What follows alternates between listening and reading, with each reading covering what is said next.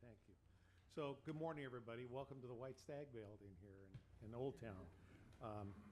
And I hope you all found it on time. This is the time when we have a public forum, which is on all board matters and resolutions. The forum usually begins at 9 o'clock. We had a previous engagement with the Tax Conservation Coordinating Commission, Tax Supervising and Coordinating Commission earlier today, and I think many of you heard that, where we reviewed our budget with them. So we're running a bit late here. We do have a maximum of 45 minutes allowed. I don't think we're going to need that. I have 8 people signed up today. I would like you to please, again, try to limit your comments to 3 minutes. I believe we have the timer set up for that. If anybody's watching us on TV, we provide a sign up before the meeting, and this is why we have this list ahead of us. And we bring people in on the order in which they signed up. And again, this is hopefully on issues that are under the purview of the TriMet Board of Directors. If it isn't, we'll try to direct you to the right place. And obviously, after you're done, maybe we'll try to have staff respond to any of the issues that might come up, and if it's not covered on our normal business meeting. So let's move right in then to the public forum. I'm going to call you folks up 2 at a time. And the first 2 are Chris Walker with our CAT committee and Anthony Forrester with Amalgamated Transit Union 757.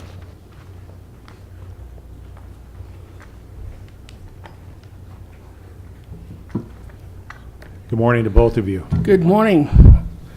I just wanted to provide some feedback on my experience. A couple weeks ago, they had a transit day down at the state capitol, and it was a time for us to talk to our representatives in the House and Senate about our transit issues. And one of the popular topics was the length of the system, the traffic times getting around, and there's no pit stop places for people to take care of life, business, and stuff, and restrooms, basically, for people. So and as we're getting older, and there's just as I talk to people on the system too, it's a very important thing, and that was we brought up that we should find some way to provide that. Otherwise, if you just, from experience, if you go to a restaurant and you're just taking the bus somewhere and you're on your way to an appointment or back or whatever, you have the restaurants will deny you access sometimes, and just it's important for people, for their dignity and for their life, is they're getting around to have places to stop. And then also just very receptive understanding of the need for transit and the importance of the package, transit packages that are down there to pass this term. So. Good. Thank you, Chris. Thank you for going down there too, Yes. by the way. And so the comment about the place for restroom breaks for this was the riders Yes. relaying these concerns to the Yes. our legislators. Okay. Yes. All right. Yeah. And I agree with you. I think the legislature is very interested in transit, unlike they have been in the past. So I'm hoping we can actually come out with something this year at the legislative session. So thanks for doing your job to be down there and remind them how important transit is You're to welcome. the region. It's appreciated. Yep. Good morning. Good morning, President, Water, members of the board. Thanks for meeting in the Oregon building. Go Ducks. It's one of my favorite places. After the rail safety audit last year, the entire rail division has undergone huge changes. They're basically under a microscope. And with this, let me just say everyone is stepping up their game from the front line to the upper management, and to make the rail system more reliable, more safer as we move forward. Because it's a new era. There are large-scale changes that in almost every aspect of the division, and this is a lengthy process. But my greatest frustration, even with all the good changes that are taking place, that are going to take a long time to take place, one of the things that I've seen move forward the quickest is the discipline of operators. Operators are coming out of class and receiving almost no new training, no new skills. that they need to survive in the current rail world that we have, that we're moving into. With the training that is currently done, it takes operators almost 2 years to get up to the level that Mr. Kelsey and Mr. Pricer want them to be at. But today, that isn't happening. Today, rule violations are going down because operators are having more time in the seat. There's more experience out there. There's not as many new operators out there, so they're just being able to do the job better because they actually have time in the seat.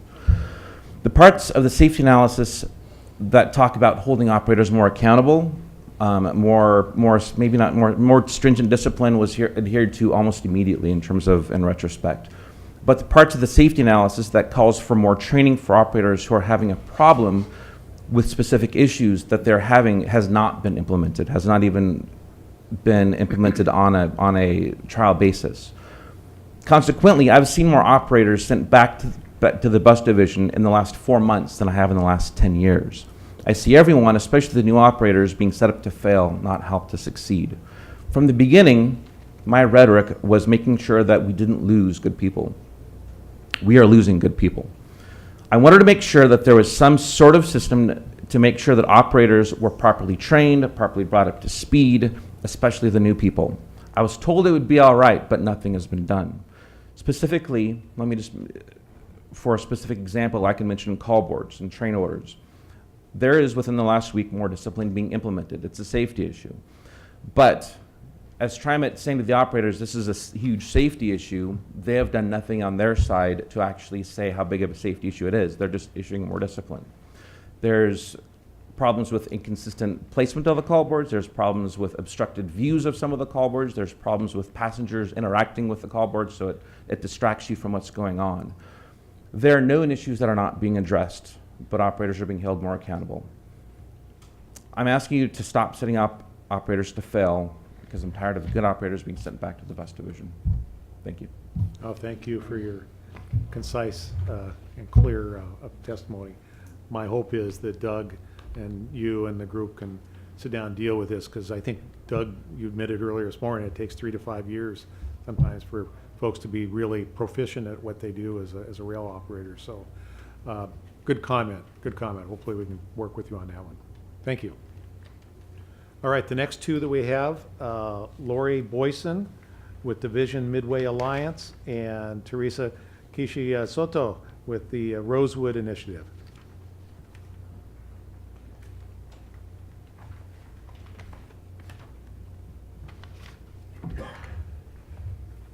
Thank you. Good morning. Good morning. My name is Lori Boyson. I'm the Executive Director for the Division Midway Alliance for Community Improvement. I want to thank you all for the opportunity to speak to you today about TriMet's recently proposed 162nd Avenue Transit Route. The Division Midway Alliance is one of the City of Portland's 6 neighborhood prosperity initiatives. As a nonprofit, DMA is dedicated to improving the commercial district as well as the livability of the more than 25,000 residents in our service area. DMA's district is also located within one of the metro area's only minority-majority census tracts, which is evidenced by the over 70 languages spoken in our high school. The large percentage of our residents are from immigrant and refugee backgrounds with historically limited access to opportunities that many of us take for granted, like basic American cultural skills, extended educational opportunities, and long-established social networks. First, I want to thank you all for moving the timeline for this much-needed north-south transit service forward. This decision goes a long way toward bringing equitable transit service to East Portland. However, this proposal stops short of serving the communities who need it the most, our immigrant and refugee communities, as well as the disproportionate amount of reduced income and less educated residents who live in East Portland. The current service proposal of infrequent reduced hours on the Monday through Friday only serves a privileged community with the luxury of working weekdays 9 to 5. Frequent extended hourly service 7 days per week on this line gives our diverse community a low barrier to access the living wage jobs offered by companies and labor unions in the Columbia Corridor.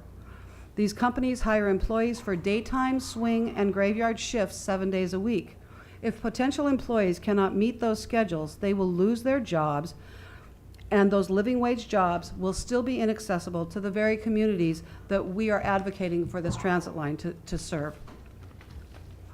As a fellow person of privilege, I implore you all to think about the impact your decision to provide frequent, extended hourly service 7 days per week to the 162nd Transit line will have on these diverse East Portland communities.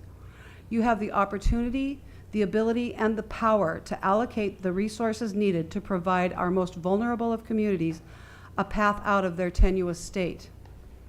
I want to thank you all in advance for amending the 162nd Avenue Transit proposal to include frequent, extended hourly service 7 days a week. Thank you. Thank you for your comments and your passion about what you need there. Maybe I'll ask that when we're done with the public forum, ask Neil to maybe respond a little bit about kind of what we see there in the future for that. And so again, thank you. Teresa? Good morning. May your hearts be light this morning. I am Teresa Keishi Soto, and I'm here to speak on behalf of the East Portland Action Plan and the Rosewood Initiative. I am transit dependent. I'm a frequent rider of lines number 73, 9, 17, 4, 20, and the Max Blue Line. I have been taking public transit since 2003. The Rosewood Initiative provides services and advocacy on behalf of the Wilkes, Centennial, and Glen Fair neighborhoods, as well as Gresham's Rockwood neighborhood. The main goal of the East Portland Action Plan is to work with city, county, and state agencies in order for East Portland to achieve parity in services with the rest of the city. EPAP supports the growth of East Portland in ways that enhance the lives of our residents and provide safeguards against displacement. Thank you for the changes that TriMet has made to bus service along Southeast 122nd, specifically line number 73 and number 71. Thank you for also improving service on line 20. It's really helping to get riders to their transfer points and destinations. We would appreciate frequent service on that line on the weekends. I'm now calling on all of you to give your attention to TriMet's proposal for north-south service along Southeast 162nd all the way to Airport Boulevard, service which EPAP and Rosewood Initiative have requested from TriMet in order to improve access to jobs for those living along and around the corridor. The lack of a north-south connection to transfer points along Southeast 162nd, such as Division, Halsey, Stark, and Burnside, have made it extremely difficult, if not impossible, for residents in this area to access jobs on Columbia and Airport Boulevards. Many of us live in areas surrounding Southeast 162nd, and we don't shop for services in major commercial areas on Southeast 162nd and Southeast 148th because we're not able to make those connections easily. In March, TriMet held an open house at the Rosewood Initiative to ask for community input regarding north-south service. It was clear from comments that service needs to be frequent, it needs to be available during the whole week. Service time and end times need to match the needs of employers and connection times to other transfer points. Connection points transfers cannot happen with buses running every 45 minutes. As members of the TriMet board and leaders of the community, it is vital that you see to it that the north-south service offered along Southeast 162nd improves the quality of life for residents living in that part of Southeast Portland. This means frequent daily service and weekend service. Frequent service means higher ridership. Higher ridership means fewer cars on the roads. Thank you. Thank you. Unbelievable timing, by the way. Okay. Anything, questions? Okay, thank you. Let's move on then to the next two.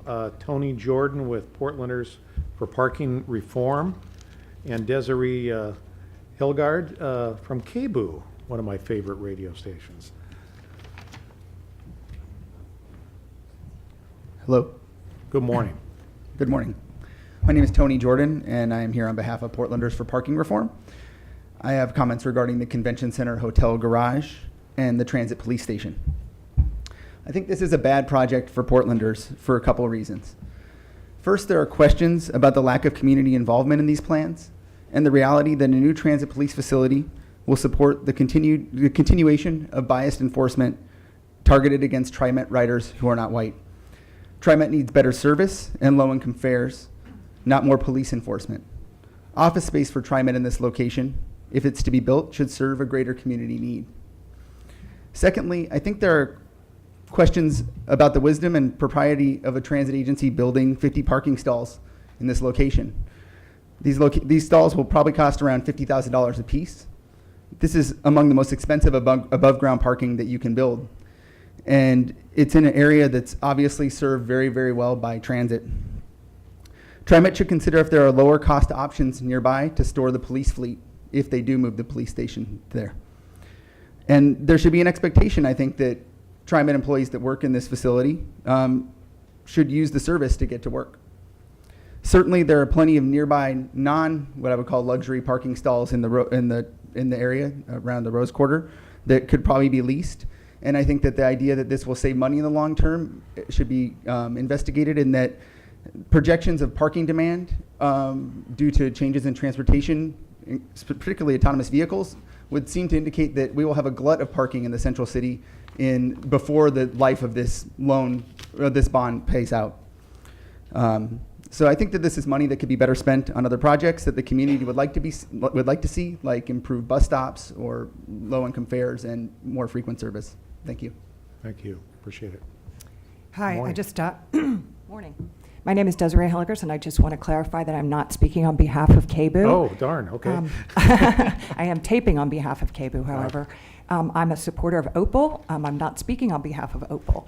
I am a professor of English at Washington State University, Vancouver, and a co-founder of the Collective for Social and Environmental Justice there, and I'm not speaking on behalf of them either. So I'm going to speak partly as an English professor and partly as, though I am white, I'm also the child of a refugee of the Nazi occupation of the Netherlands. So I just want to say, first off, that the etymology of the word metaphor is actually, metaphors are often associated with vehicles, and the etymology of metaphor is actually to bear or to carry. So I have been carried on TriMet for many years, commuting back and forth to the university in Vancouver, and when that commute began to accumulate at about the rate of about 4 hours a day to get out there and back, I started driving a hybrid vehicle, and so I'm to my ever-loving shame. So when I got on the bus this morning to come down to this hearing, I felt like I was stepping into a very diverse, loving, and supportive community that I didn't realize how much I missed. So I just want to state that at the outset. In listening to the hearing and the discussion and the comments before we got onto this segment, I repeatedly heard the word deploy used. I repeatedly heard about capital projects. I heard about fair inspections. I heard about operations, through a very narrowly technical and insular language. I heard about keeping systems safe. I heard about the inevitability of systems expanding, particularly policing expanding.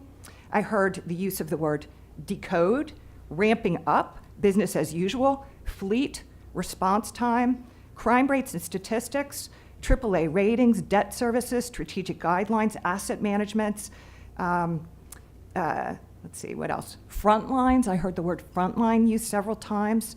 I heard, we're not doing anything but what we've been doing, in the past. I heard discussion of individual components. I heard about safety metrics, safety targets. So what I heard was actually a highly militarized rhetoric. And, I have a lifelong interest in Hannah Arendt's discussion of the banality of evil, right? Not because, just because as a refugee, as a child of a refugee, those issues continue to concern me. And the ways in which we can become so insular from the realities of the people whose lives we affect. Not because we're somehow lacking in compassion, but because our language and our logic and our rhetoric carries us to a particular place. So I want to suggest to you that it is actually fundamentally irrational and ultimately inhumane and indefensible to talk about ramping up vehicles for criminalizing low-income people of color and using funds that could so obviously advance the well-being and dignity of those same communities that have been forced out from the center of the city to the periphery. And those dynamics of gentrification, I want to just remind us all, are part of a long, long historical arc of exploiting and dispossessing communities of color.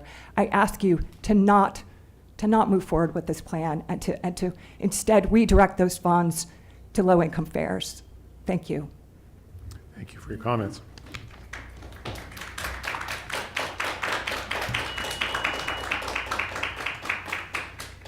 The next two I have are Kanan Schlesinger and Huey Ong from Opal.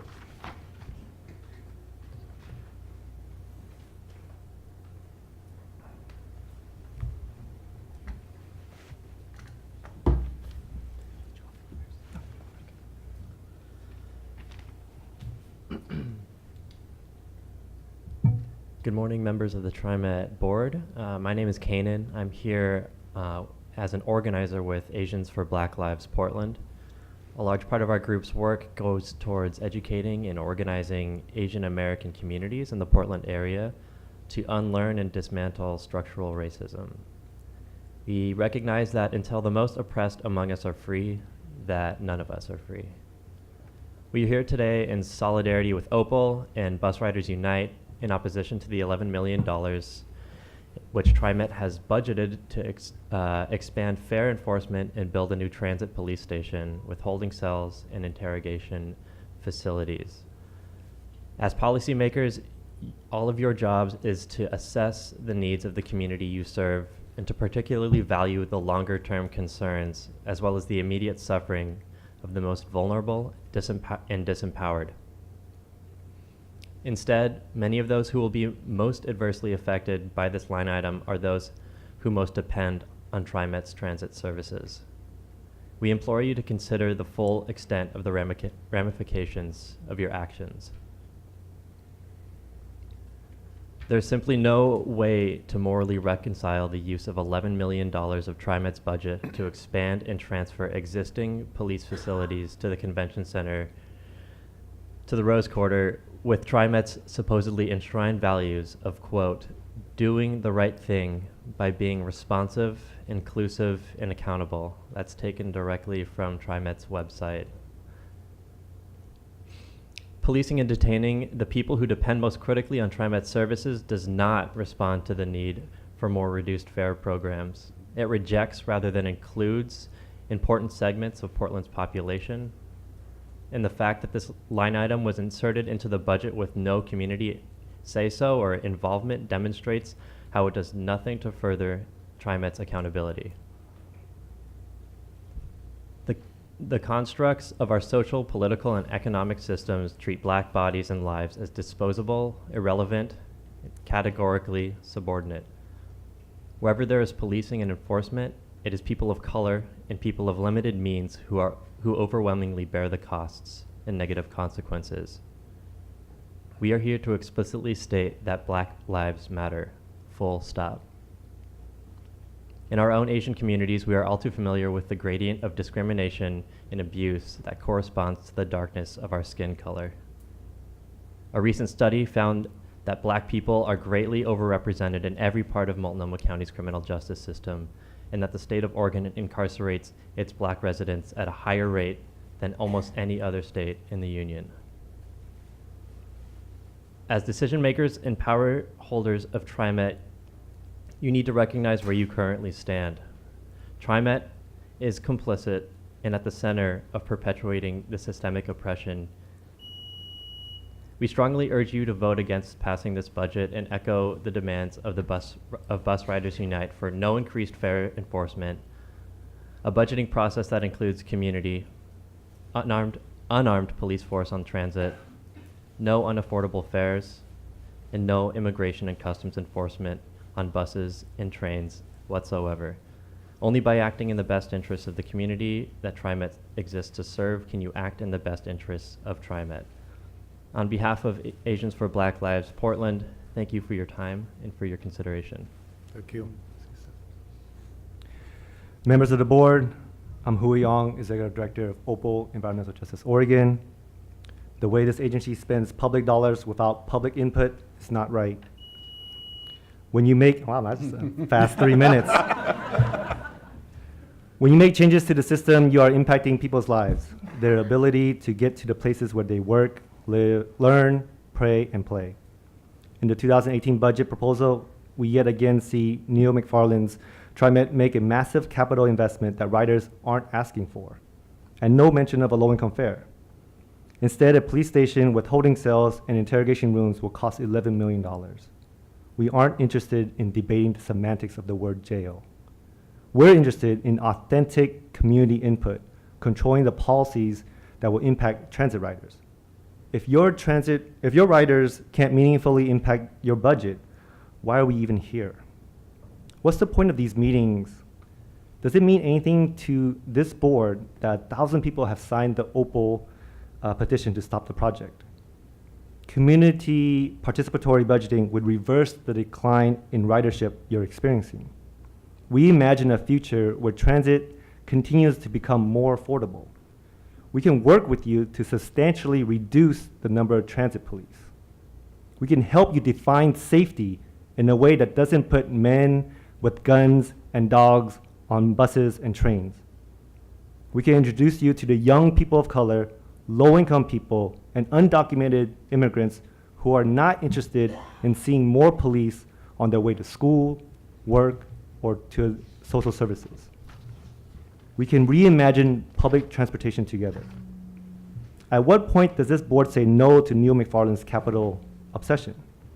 Black and brown Portlanders are asking for fair relief, not more police. It is damaging to Portland's reputation, and you should be embarrassed a little bit that you need us to tell you that this was a bad idea. You have other capital needs, such as buses, maintenance, and bus stop improvements.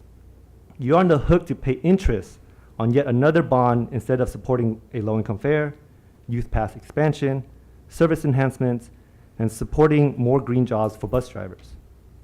Under Neil McFarland's leadership, this agency is failing its riders. These are the rushed decisions of an agency that has been unaccountable for too long.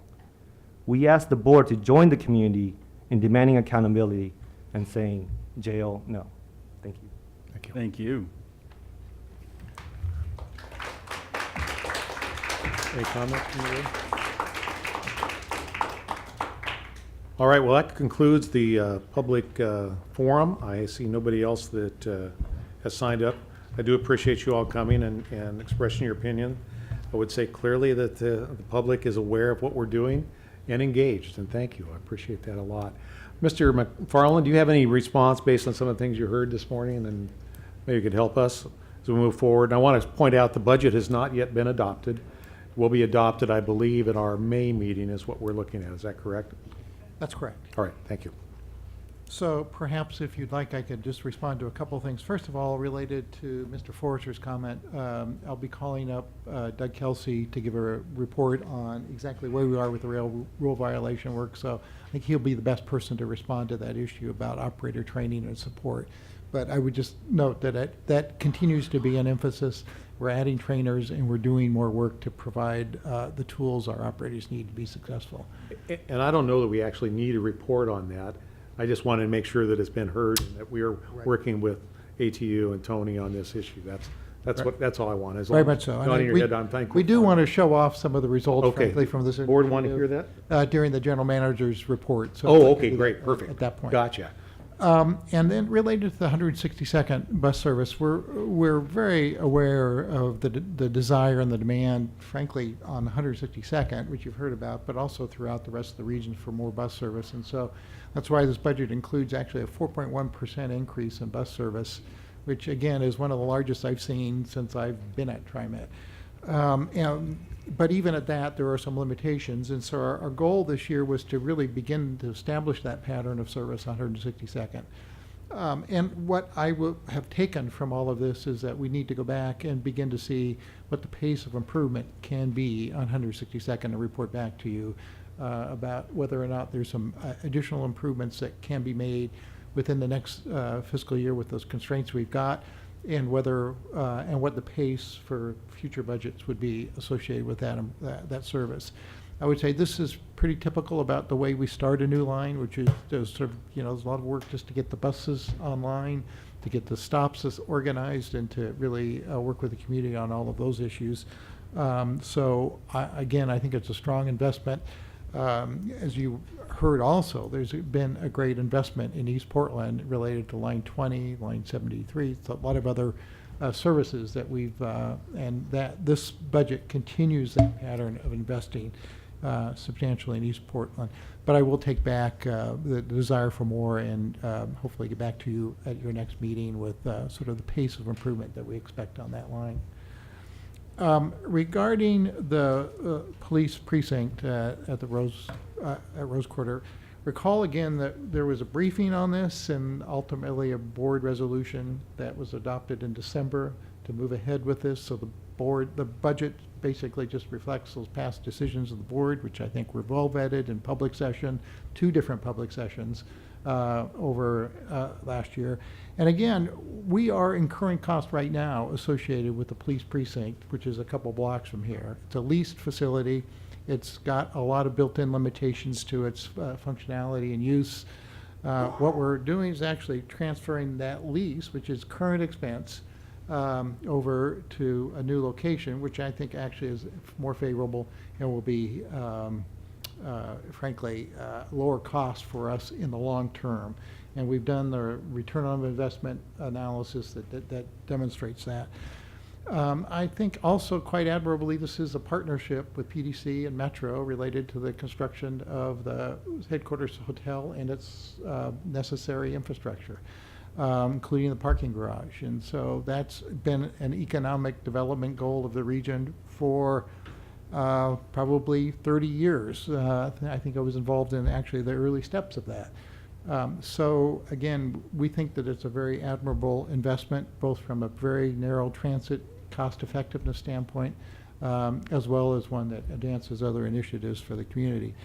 And I would just note the fare inspection investments that's in the budget, I believe is important.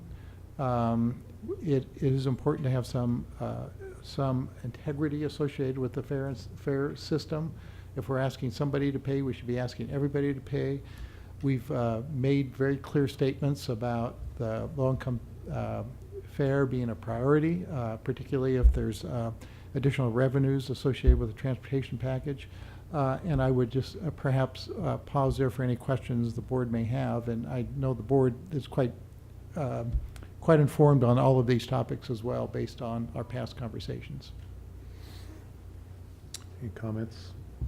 Okay, Comment, please. but not a question for Neil. Okay. So if anybody's got any questions. Okay. Neil, the policing facility that we're replacing, Mm-hmm. does the existing facility have holding cells and interrogation areas? Yes. So this is not new No. because of this project? And I would also note that this is not related, it gets conflated, I think unfairly, with fair enforcement. To a large extent, those exclusively, those facilities are used for public safety purposes when we have people who are unsafe, either to themselves or others that need to be detained, and really, frankly, for the safety of our staff and our fellow riders. So again, that's a existing use, and it also, we have similar facilities at our other precincts as well.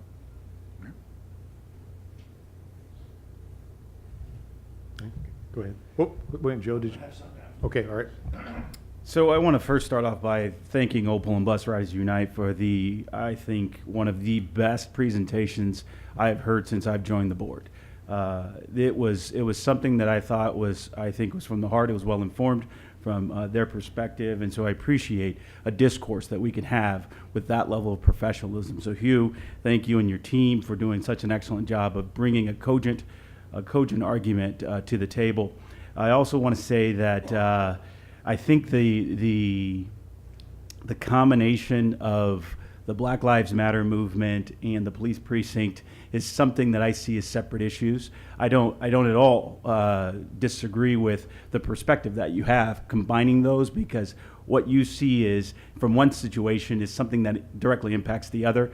But I don't connect the two specifically to say that these are to do the police precinct says that I don't care as a board member about the Black Lives Matter movement. Me personally, I'm challenged by the idea that that folks would consider me as a representative of the African American community, just as an individual, is something that wouldn't be close and near to my heart. But again, I don't fault anybody for their perspective on how I exist. Born to a single mother of 20 years old, and I was the fourth child in that household.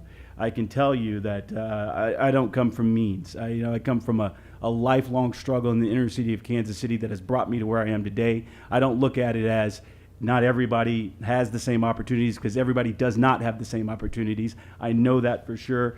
I've got siblings and other family members that didn't have quite the luck that I did, and some of the opportunities that I got to get me where I am today. So, I am a rider of the system. I am not transit dependent. I will tell you that. I'm not transit dependent, but I am a rider of the system, and I enjoy the system. And I live in a facility, in a building that's right next to TriMet. And recently I thought about moving, but the one reason that kept me where I am is my proximity to TriMet. I ride the 4 and I ride the Max. I wouldn't say frequently. Again, I'm not transit dependent, but anywhere from 10 to 15 times a month regularly. And so I get to experience the phenomenal system that is out there and that we have. And again, we all speak from our personal experiences, and I respect that about you. I hope you respect that about me. I ride from Gresham to downtown Portland a lot. And I know everybody has their perspectives. I can tell you that as an African American man, and I'm not always dressed like this, folks. I have a hoodie. So I'm not always dressed like this. And many times when I'm riding Max, I'm not. And I can tell you, I actually have never had my fare checked between Gresham and downtown. I've had my fare checked, I believe, 3 times. They've all been downtown in the core. So that doesn't set any standards. So don't take this as I'm setting some type of standard to say it doesn't happen. That's not what I'm saying. But I can tell you from my experience, how I've experienced things. Now I will go further to say that as an organization, I've seen the reports, I've seen the data. We've got work to do. I completely agree with you. Hugh, I put it out there. I'd love to continue the conversation and continue to talk about how we can better address some of the situations that you have mentioned and your team has mentioned and the other folks have mentioned. But I will tell you that from the seat that I sit in as a board member and as an individual, the idea that minorities, and not just Black Lives Mattering, but the minorities in their access from poverty to prosperity, we sit right at the precipice, right at the TriMet as an organization sits right at that opportunity base. We've got to be able to leverage our resources, be able to move it forward. And again, I'll wrap this up by just saying you have your perspective on how we do that. I have mine, and I infuse it with the passion that I wake up with every single morning to move forward the opportunity that I have, that I experience, and that others don't get to. So again, I am more than open to come over to the Opal offices and continue the conversation to understand how we can be better at doing what we're doing, because we've got a long way to go, not just as an institution, but as a region, as a country. And I'll finish this off by saying I am supportive, and I'm going to vote in favor of moving forward with the facility, with the police precinct, because I believe it has, I'm a finance guy by nature, and I believe it has an impact in that arena. But again, I am more than open. I've been at your location already. I've had a conversation historically, and I'm willing to continue that so that we can be held accountable to those efforts. Thank you, Director. Appreciate it. Go ahead, Joe. Sort of along the same lines about low-income jobs. The building trades unions, union or not, the building trades needs lots of people to sign up for apprenticeship. The average age is about 52, 53 years old. If you look around downtown here, there's lots and lots of work. 18 years old, a C in algebra or a GED, at 255 or 265. All the building trades actively recruit women and minorities to our trades. So it's a very good pathway from low-income jobs to higher income jobs where you can support a family, you can have health insurance, you can have workplace protections, you can have a pension. So BOLI, B-O-L-I, the State Agency for Labor and Industries, has that information when the openings are. John Gardner could probably help you with some of that. But if you just look around, there's a dearth of this. We probably have maybe in this state a couple $1 trillion worth of work. Everything from digging a ditch to working on top of a windmill. A grain job, they call it now. Anyway, that's all. Thank you. Any other comments by the board? Again, thank you all for coming. Really do appreciate your input, as you heard. With that, then, I think we're ready to move on to our regular business meeting agenda. And with that, I'll call the Wednesday, April 26, 2017 meeting of the Tri-County Metropolitan Transportation District of Oregon Board of Directors meeting to order. With that, I'm going to go right into the board reports. And if I could, I'd like to ask Director Bethel to give us an update on the Transit Equity Advisory Committee meeting. Thank you, Mr. President. TAC met last Thursday. We had the opportunity to have a general manager come in and be with the TAC community, which was very good and very informative.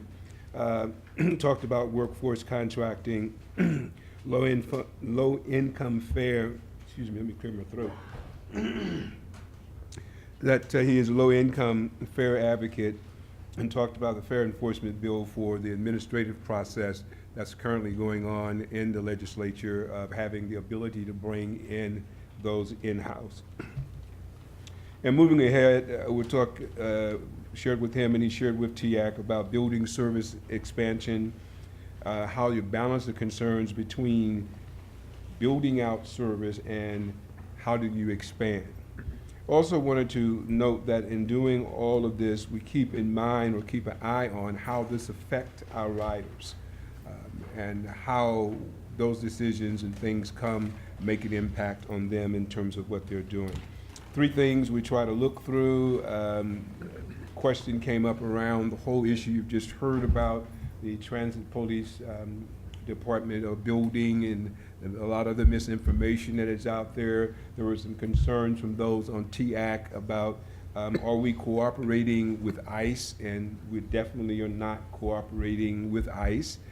Number 2, we don't have them at the bus stops or on the train stations, MAX stops because of us, but you know, it's a public space, and if a person happens to be there and they're law enforcement, it's not because TriMet has them there. We talked about some ways of what can be done when we talk about the immigrant population. There were a couple of things that were talked about. One is make sure that there are like welcoming messages being sent from TriMet to our immigrant riders and population. We will continue to do that. Put them not only in terms of flyers on the website, but a newspaper, put them on Facebook as well. The overall perception is the last thing I want to say about the new transit police, is that it was not of policing and fare enforcement, and not so much the building, but the assumptions by many that TriMet is out to get us, that TriMet is going to just increase and just go out and start arresting folk and throwing them inside of interview rooms, putting them in detained cells and say, aha, we got you. That's what they're saying is the most biggest perception that has them afraid. So we do want to reassure that that is not the intent of TriMet. It is very much seen that as we're trying to work with the legislature to bring this back in so that it is an in-house proposition or procedure in terms of dealing with fare enforcement, as opposed to allowing a person to get a record for just a mere $2.50. So we do want to share that message out and hope that others who are hearing this will continue also to share the message of the positive things that we're happening with as well. And we appreciate all of that support, and I, for one, am in favor of low-income fare structure. We'll work towards doing that, but however, I will echo with the Director Stovall that the Transit Police Department move is one I do support and will be in favor of as we continue to move forward. And I'll be happy to entertain any questions from our fellow directors. Any questions? I don't see any. So let's move on then to Director Prosser. Could you give us a quick update on the Metro Policy Advisory Committee? Yes, the Metro Policy Advisory Committee, MPAC, met Wednesday, April 12th. A couple of items from that meeting that I wanted to share with the board. Number one, under counselor communications, a member of MPAC had asked for a discussion about ICE and their activity. And one of the things, a couple of things that were shared, the mayor of Beaverton talked about welcoming cities. And it's, rather than sanctuary cities, we want to be welcoming to all people. And that sounded really interesting to me, and I think it's worth looking into to see if we can become a welcoming transit agency.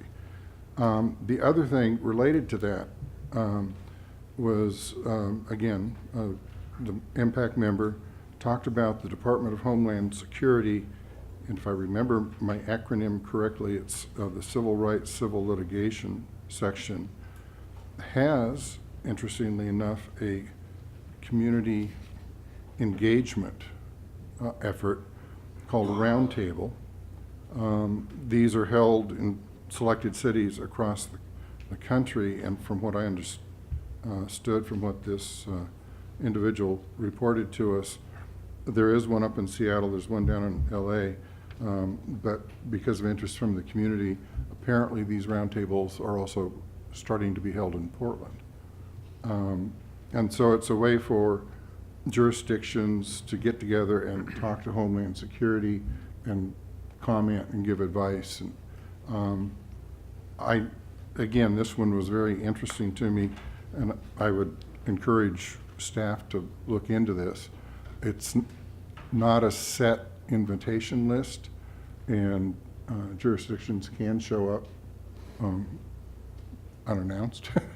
And it would be interesting to see if maybe there's something there that would be of value to TriMet. So the second thing that was discussed that I wanted to share is an update on the Vision Zero and Regional Transportation Safety Action Plan. Vision Zero is a program that's being pursued by several cities. And Vision Zero means zero fatalities in the transportation system. And so TriMet, or excuse me, Metro is putting together a plan for how that can be achieved within the metro area. They're really looking at fatalities, and the overwhelming number of fatalities are automobile related. And so as they went through their discussion, it was really focused on automobile safety and how we can improve the system to reduce the number of fatalities. They did, however, talk about, this is for the transportation system, all over. They specifically mentioned transit, bicycle, and pedestrian. One of the comments that I gave them was, I think what they're doing is important, it's worthwhile. But one of the things I noticed was they specifically said this was for all forms of transportation, but the discussion they presented was probably 95% focused on automobiles. So I brought that to their their attention and encourage them Good, to good. look at their draft plan and see their ways to improve traffic safety, transportation safety among the bicycle community, not necessarily focused on automobiles. Same thing with pedestrians, and same thing with transit. I know, we've identified certain problematic intersections where just because of the design of the intersection makes it difficult to get buses through the intersection, and that difficulty, of course, opens up the possibility for collisions. So they sounded interested in that comment, so Good. something to monitor and look at and see where it goes. So. Questions of Director Prosser? Thank you for making that point clear. That's very important. All right, with that then, we'll move on to the General Manager's report. Mr. McFarland. Board President, members of the board, good morning. And I did want to just start off with a report on ridership from last month in March. 8.6 million trips on TriMet. That was down from last year by about 0.6%. But again, interesting movement within the numbers that I wanted to point out. Overall peak hour ridership was up about 1.4% system-wide, down midday and weekend by about 1.7%, so offsetting. Interestingly, max ridership at peak was up 4.3%. So again, but there were declines on weekend ridership. So you begin to see some countervailing forces, but again, the system doing an enormous amount of work and a growing amount of work during our increasingly congested peak periods here in the Portland metropolitan area. The other thing I just wanted to note is that I'll actually call up Sarah Tui and J.C. Vanetta. We are starting this Sunday a major piece of construction which will have significant impacts on our riders. Sarah is here to describe the scope of the work. J.C., our efforts to reach out to our riders.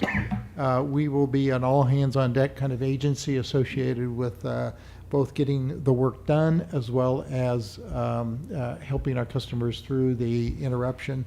The timeline for this is challenging for us because it will actually run for 3 weeks. And you'll see why as Sarah goes through the scope of this particular project. So if I could turn it over to them for a moment. Good morning, members of the board. Thank you, Neil. I'm Sarah Tui. I am the resident engineer for this upcoming project, which I'm sure you've probably heard about given our robust outreach efforts. Like Neil mentioned, this is a larger disruption. It's 3 weeks long. Thank you. Runs from April 30th through May 20th. I want to just dive into some of the details because I'm sure that you guys probably don't know exactly what's going on and why we have such a large disruption at this time. So what we're talking about is actually 4 smaller projects that have been combined into one larger project due to we would like to maximize efficiencies, reduce bus bridging, reduce overall costs, and more importantly, reduce the impacts to our customers. So if you can take a look behind you, this is 11th Avenue, Yamhill and Morrison. The special track work at these locations at the intersections it's going to be replaced. Given it's the original track work from the Blue Line built in 1986, it's reached the end of its service life, and so we're going to be replacing the track work as well as the electric switch machines on Morrison and the manual switch machines on Yamhill.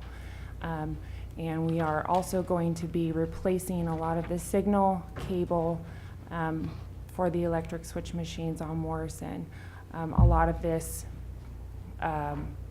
these improvements will hopefully help some of our defects that we have on the system in relations to our signal system, and obviously it would help our on-time performance. So aside from these 2 projects, we're also going to be working on the curved rail down at Southwest 1st Avenue at the intersections of Yamhill and Morrison. This is very much more simple construction. We're just replacing curved rail. There's no special track work or signal system that we're getting involved with. This does take a significant amount of work up on Yamhill and Morrison because of the wooden ties that were placed during construction in 1986. We're going to remove all of those and put in a more robust concrete track structure, which hopefully will help with defects in the future. That's about it. Perfect. And so I'll take it from there, Sarah. I'll go quickly over our, excuse me, our service plan overview and all the communications that we're doing about it. Excuse me, JC? Yeah. May I ask a question about the projects themselves before you get into that? Sure. Absolutely. When I look at the picture of the road work, that area was obviously put in 1986, but the rails on the either end of those work areas, I assume, would be the same age. Are they going to have to be replaced at some time, or the entire alignment through downtown? Well, the tangent rail doesn't wear as fast as the special track work for the switches. Tangent is? Tangent, straight rail. Thank you.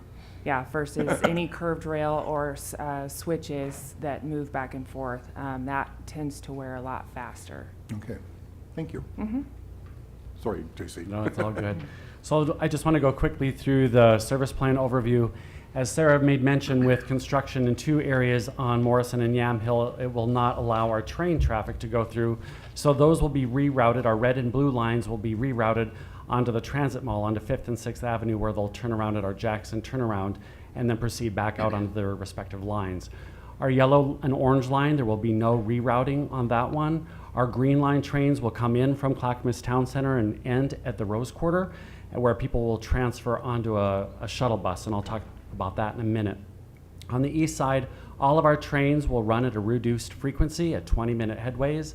On the west side, we will be not running the red line, and the blue lines will come in from Hatfield Government Center and end at Providence Park, and our riders will transfer there onto a shuttle bus. And again, I'll talk to you about that in a second. On the west side, those trains are full, so they'll be coming in at 10-minute frequencies during our peak hours and 15-minute frequencies at other parts of the day. When it comes to the MAX shuttle, as I said, so trains come into Providence Park. Our riders will transfer to a shuttle bus that will then take them to the Transit Mall, where they can transfer to other TriMet bus and rail service, or if they want, they can stay on board and travel through downtown across the Steel Bridge into the Rose Quarter, where they can transfer to other MAX trains and buses there. And so the headways are pretty good on the shuttle. You'll see the amount of time in between the frequency on the left-hand side.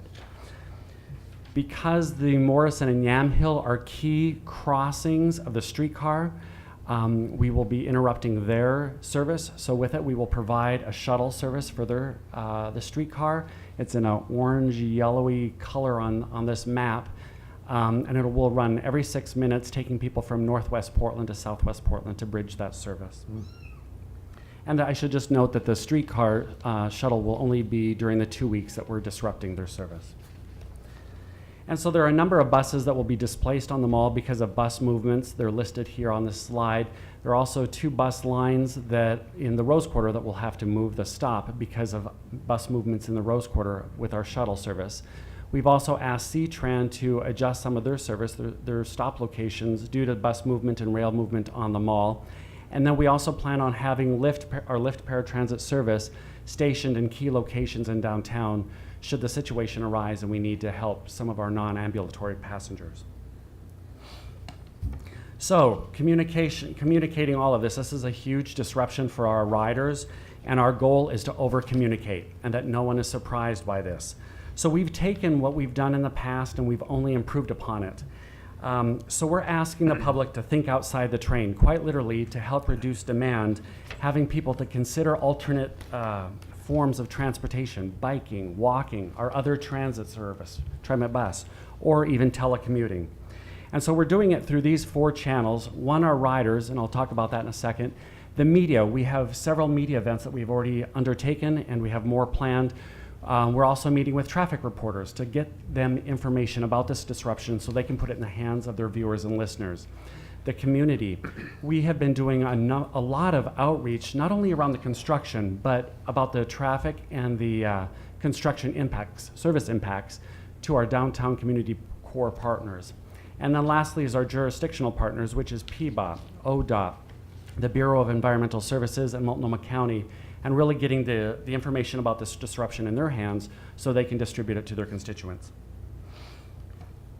So we are using every available communication channel at our disposal outside of skywriting, and if we had better weather and we could see the sky, we probably would consider it.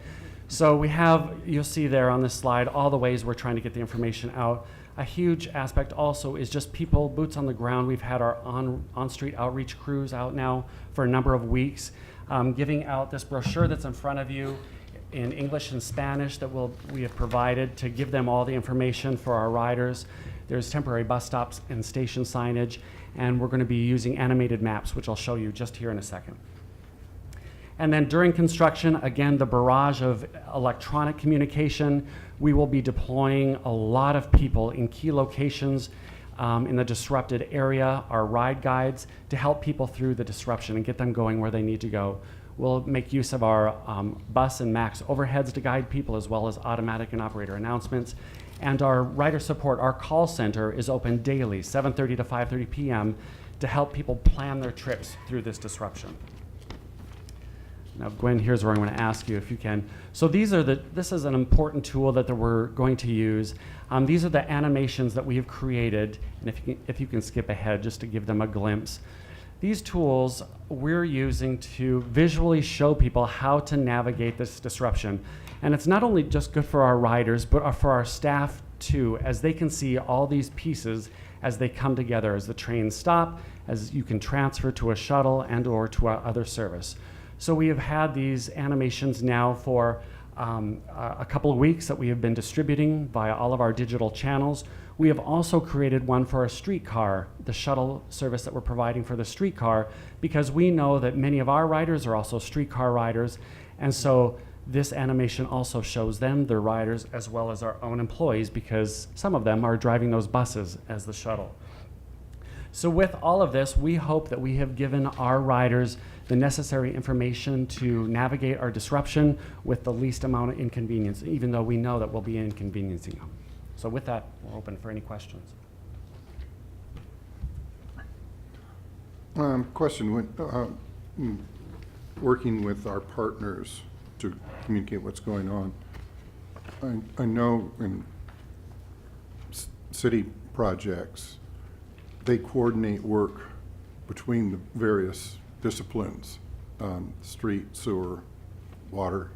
So you're not doing something to the street and then turning around a month later and opening it up again.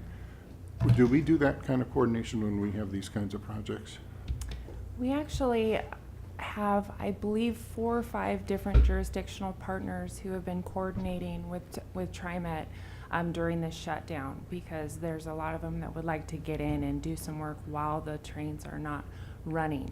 So we actually have Bureau of Environmental Services, which is doing some sewer line rehab work under our tracks, and they're working around the clock to try and get it done as soon as possible and reduce any impacts to our trains as well as any citizens of the community.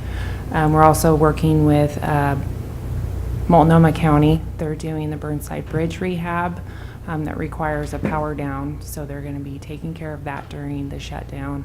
And also we have ornamental light replacements throughout the city that the city of Portland is taking care of. They have people up in bucket trucks, so while the power's down.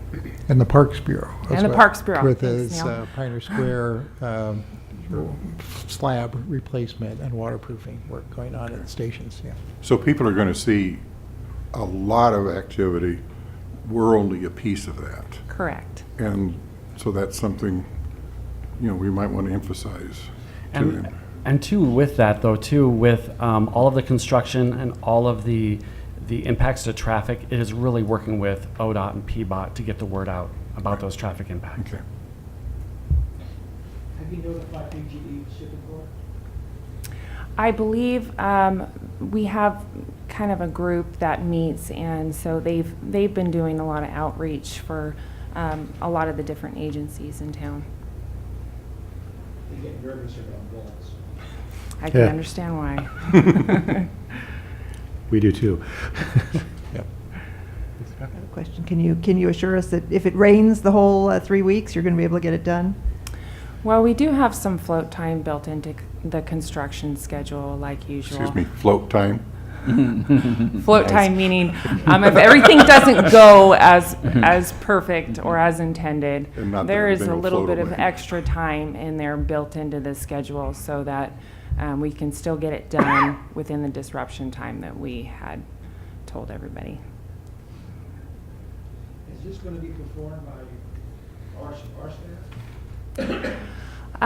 There's a few things that are that's going to be done with our staff. We are upgrading some signal components and signal cases down there at the terminus, but more importantly, Stacy Whitbeck is going to be completing the actual work and the track replacement within the right-of-way.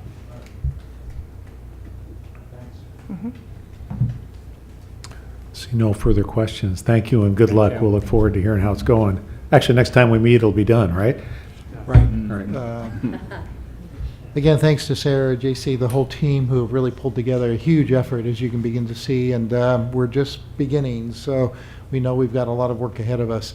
I'd also just note that there's a huge effort of volunteers going out to work with our riders as we normally do, so we're trying to get every non-union employee or even some of our union employees to join us as volunteers out there helping our riders. It's particularly important during the first few days. Frankly, after a few days, our regular riders sort of say, "Tell us to go away," but it's nonetheless important for the ramp up in a really big way. If I might, Mr. Board President, just bring a couple other short reports to your attention. One is I wanted to bring Doug Kelsey up, who can respond to our recent progress on the rail safety audit. And I think it also addresses one of the questions that was raised by Mr. Forrester during the public testimony period. Great. Good morning and thank you. So firstly, I'll go through a few slides here, and happy to talk to the points that were raised by Mr. Forrester at the end. There we go. And we do have a copy of the PowerPoint. You have a copy, and for those in the audience and on the watching, should be on the back screen as well. So in terms of the safety audit performance, the importance, one of the microscope right now is the 0-6 month time frame. We're at, I would say, minus 2% at the net of where we're targeting to be. It's well within the tolerance of the activities, so pretty comfortable we'll still be able to achieve that through the very large, diverse committee's work, which also includes Mr. Forrester, which I think is bringing good value to us and good insights there as well. The 7 to 12 month period, we're lagging a bit. We're putting our focus on getting the 6 month. The important piece is getting the 6 month issues put in place from the previous report that you have in front of you. I'm not overly concerned about that because we'll pick that up once we finish up the 0 to 6 month period. And again, you can see we're really not spending time much on the 1 to 2 and 2+ years, knowing this is a fairly long venture, which includes some capital upgrades as well. So all in all, we've closed out 9 of the 11 items, so progressing pretty well. And as you'll see here shortly, just back to the actual results, what do the outcomes look like? This is that's the activities. So let's move to outcomes. So if we look at the total rule violations chart that you can see now on the screen per million miles, we started some almost 6 months ago now when we concluded the audit, and how are we progressing? So we are down over just 58.9% in actual rule violations. This will ebb and flow a bit, but the overall trend, I think, is pretty substantial decrease in, frankly, a fairly short period of time. So, and that's a tribute to everybody, including Anthony Forrester, the ATU. Everybody's got a role in this.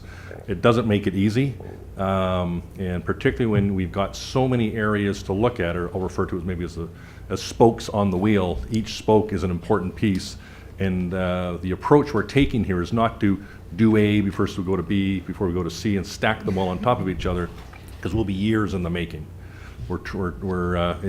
it does have imperfections in it, and I do acknowledge that, but it does allow us to achieve those kind of results by attacking this on all kinds of spokes of the wheel that agree that we can, and they will meet in the middle, with the end result being the significant reduction that you're starting to see, with a lot more to come. So this is we do have a tick up here, and for March it's a slight increase, but it is the second lowest one we've had in the last 6 months, even despite a slight increase. Again, you will see some ebb and flow on this, I suspect, over time.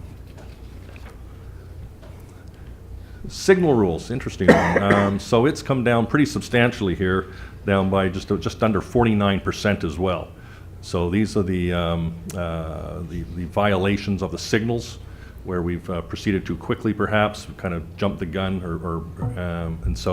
but we have made progress in that. Yes, there's some discipline elements to this. We are running a railroad, and we're either compliant or we're not. And so this is not the only railroad in North America, so these are moving to a higher standard, which is expected, as the Mike Flanagan, the person who did the audit. This is just a basic standard, it's nothing special. So it's moving that culture up to that new standard called compliance with the law. And it is covered in training. Yes, there are new operators out there, and it does take time to get there, but we need to start somewhere, and that's where we're holding to what the law requires, and we'll manage the requirements to get there. So there'll be some imperfections getting there, but we have an obligation as an agency to provide safe transportation to the public, and that's exactly what we're doing. Door rules. So where people open doors when they maybe shouldn't be, or the wrong side, et cetera, et cetera. So that one is down over 8-fold since we started the process. So I would suggest the accumulation, the evidence would show that, in fact, we're making some pretty sizable progress on a whole lot of fronts in this. And as another example, so we're started at 21.3 per million miles, down to somewhere around just under 3 right now for the month of March. So that's been a substantial change. Again, it will ebb and flow a bit, because we do have, as Mr. Ford knows, we have new people out there. There are going to be mistakes made. The goal is to catch them at the early high levels and help shape that culture. So there'll be continued training, reinforced training, and as Neil McFarland's indicated, there are more trainers to come. Can't get them here quick enough, including not just the human trainers, but we also need the technology, which is going to be about a year and a half away from the virtual reality type of simulator, and that's where folks can really go at their own pace over and over certain areas they want to work on the network. So we're focusing on the short term, but also trying to take a long-term lens on this as well to help shape the culture that we ultimately need to meet the responsibility of running a railroad. And happy to answer any questions you might have. Let's see if we got some questions. Yes? Thank you, Doug, for that update. Just one quick question in regards to what you were just talking about and what was raised earlier. As we're looking at a situation like this, it's going to fall into 2 categories. It's going to fall in the accountability category, and then also the training.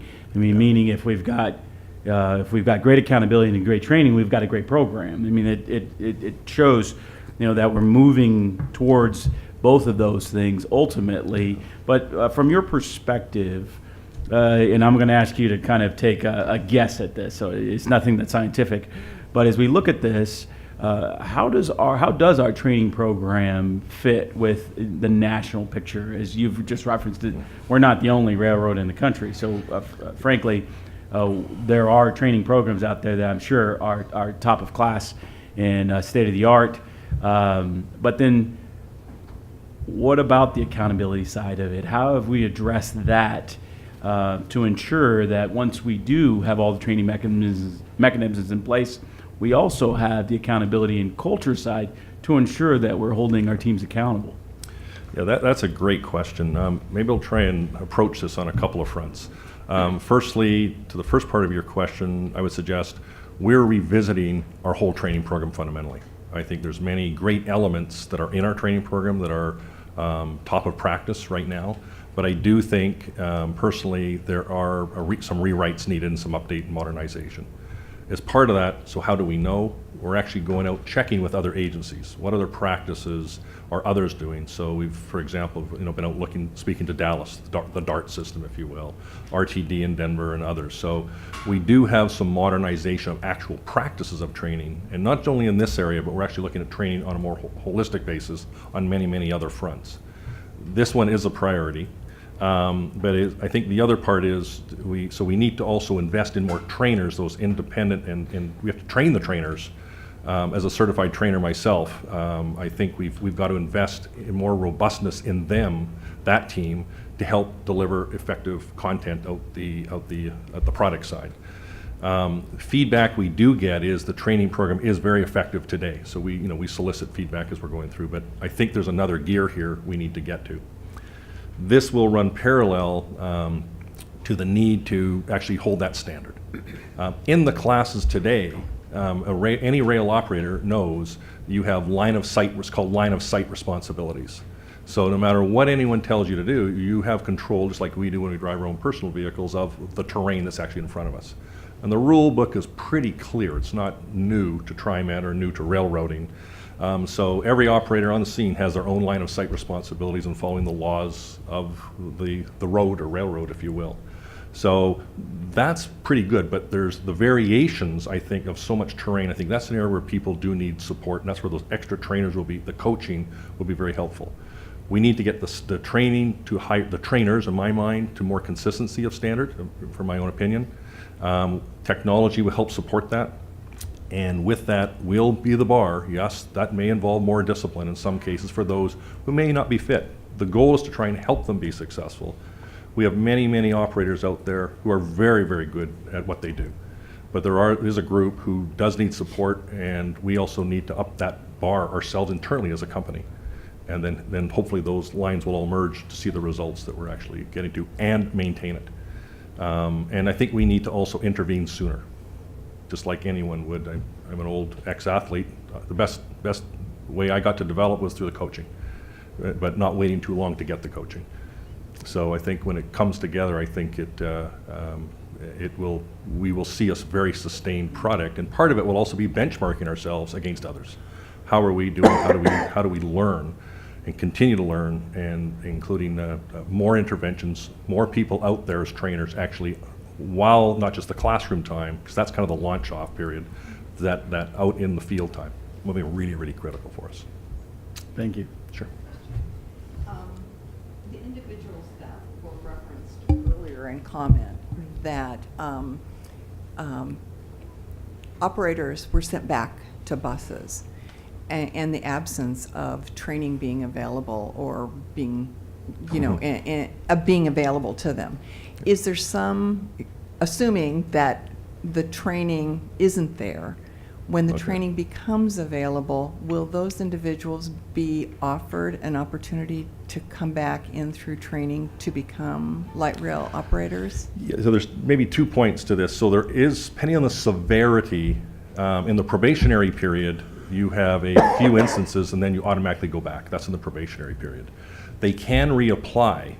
I think I may be incorrect, but I think it's a year from the time frame of when they were sent back.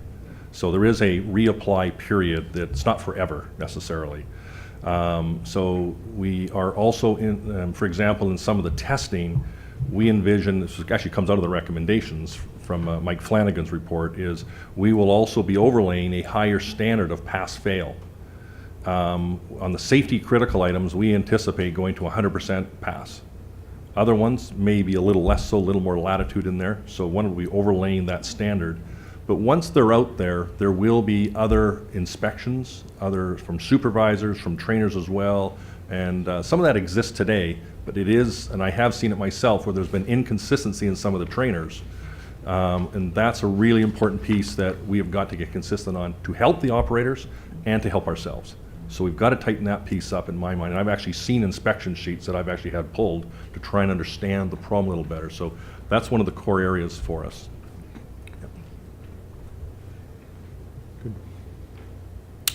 Thank you. So, Mr. Board President, perhaps continue with a couple other reports. Again, thank you, Doug. You and the team are doing an amazing job in so many ways. Really, very grateful. If I can ask Dee Brookshire to come up for the quarterly finance report, and also Harry Supporter for your monthly update on our continuous improvement team related to operator assaults.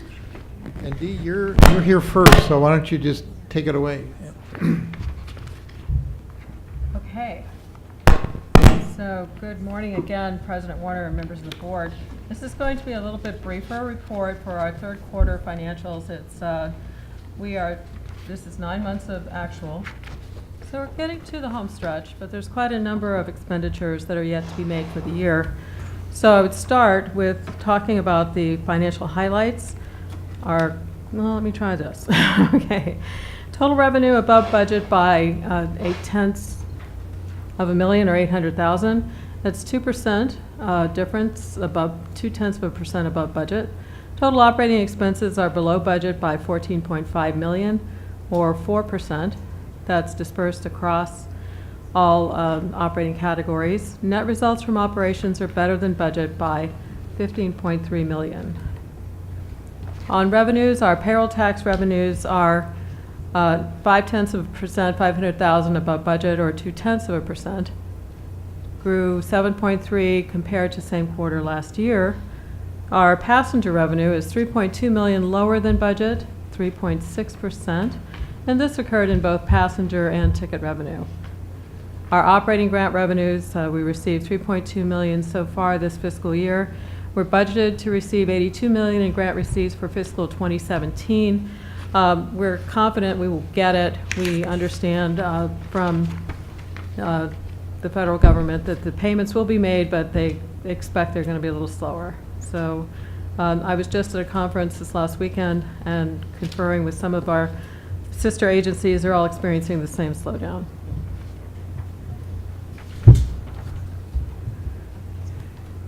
So on the expense side, system operating expenses 2.6% under budget, or 8.8 million.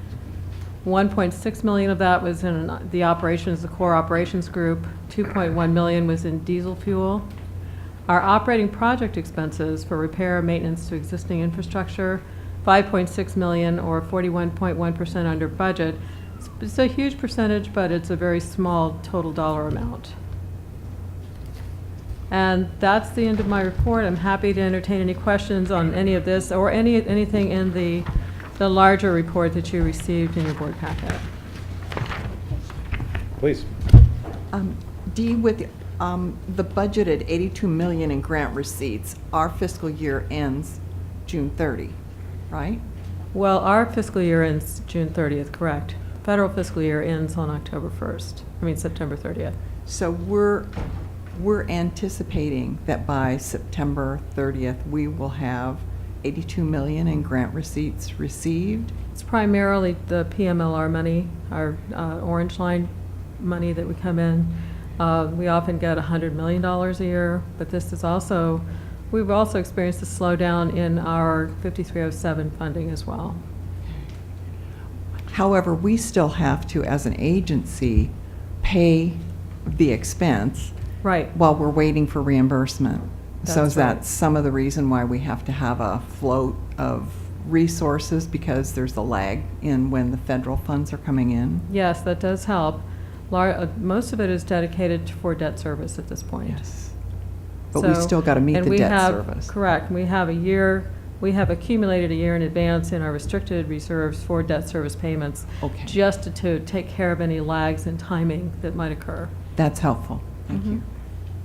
I might add to that that we're hopeful that Congress completes an appropriation bill for this fiscal year this week or shortly thereafter, and that will also help allow FTA to release the remainder of funds that are due us. So we're very much in the news in that regard. Yeah.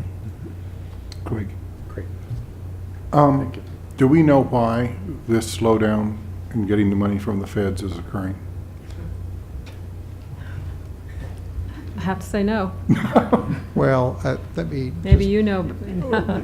First of all, because we've been on a continuing resolution, that Congress has not appropriated the full year's allocation. And so FTA has only released to us the proportion covered by the continuing resolution. So the balance of the year, really from this Friday, as I understand the deadline, forward has not been appropriated by Congress at this point. And so that's why those actions waiting are important to us, that are so much in the news as we speak. Interesting. Thank you. And perhaps if you ask Harry to do it, unless there's other questions on the financial to. Good morning, President Warner and board members. We continue to make progress. I'm happy to report that we are now wrapping up our bus operator recertification program, so it's just a couple more classes and we will have completed that particular cycle. And recall that our assault prevention class was incorporated into that recertification program. We are now beginning to look at the operator feedback much more closely to see how can we sustain the training that we've been offering to them, and what improvements can we make in the overall curriculum. Our next phase will then be to reach out to the rail operators.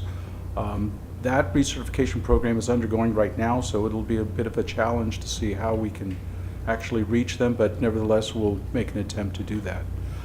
One of the things that did happen was that we invited the CAT committee to come and look at the barrier and provide some feedback as to, are there any obstacles that maybe we didn't foresee that might prevent them from boarding our buses. And from the information that we received, we think there isn't an issue, but the real test is going to be having placed the barriers in service. And as you know, we have 3 of those barriers in service today.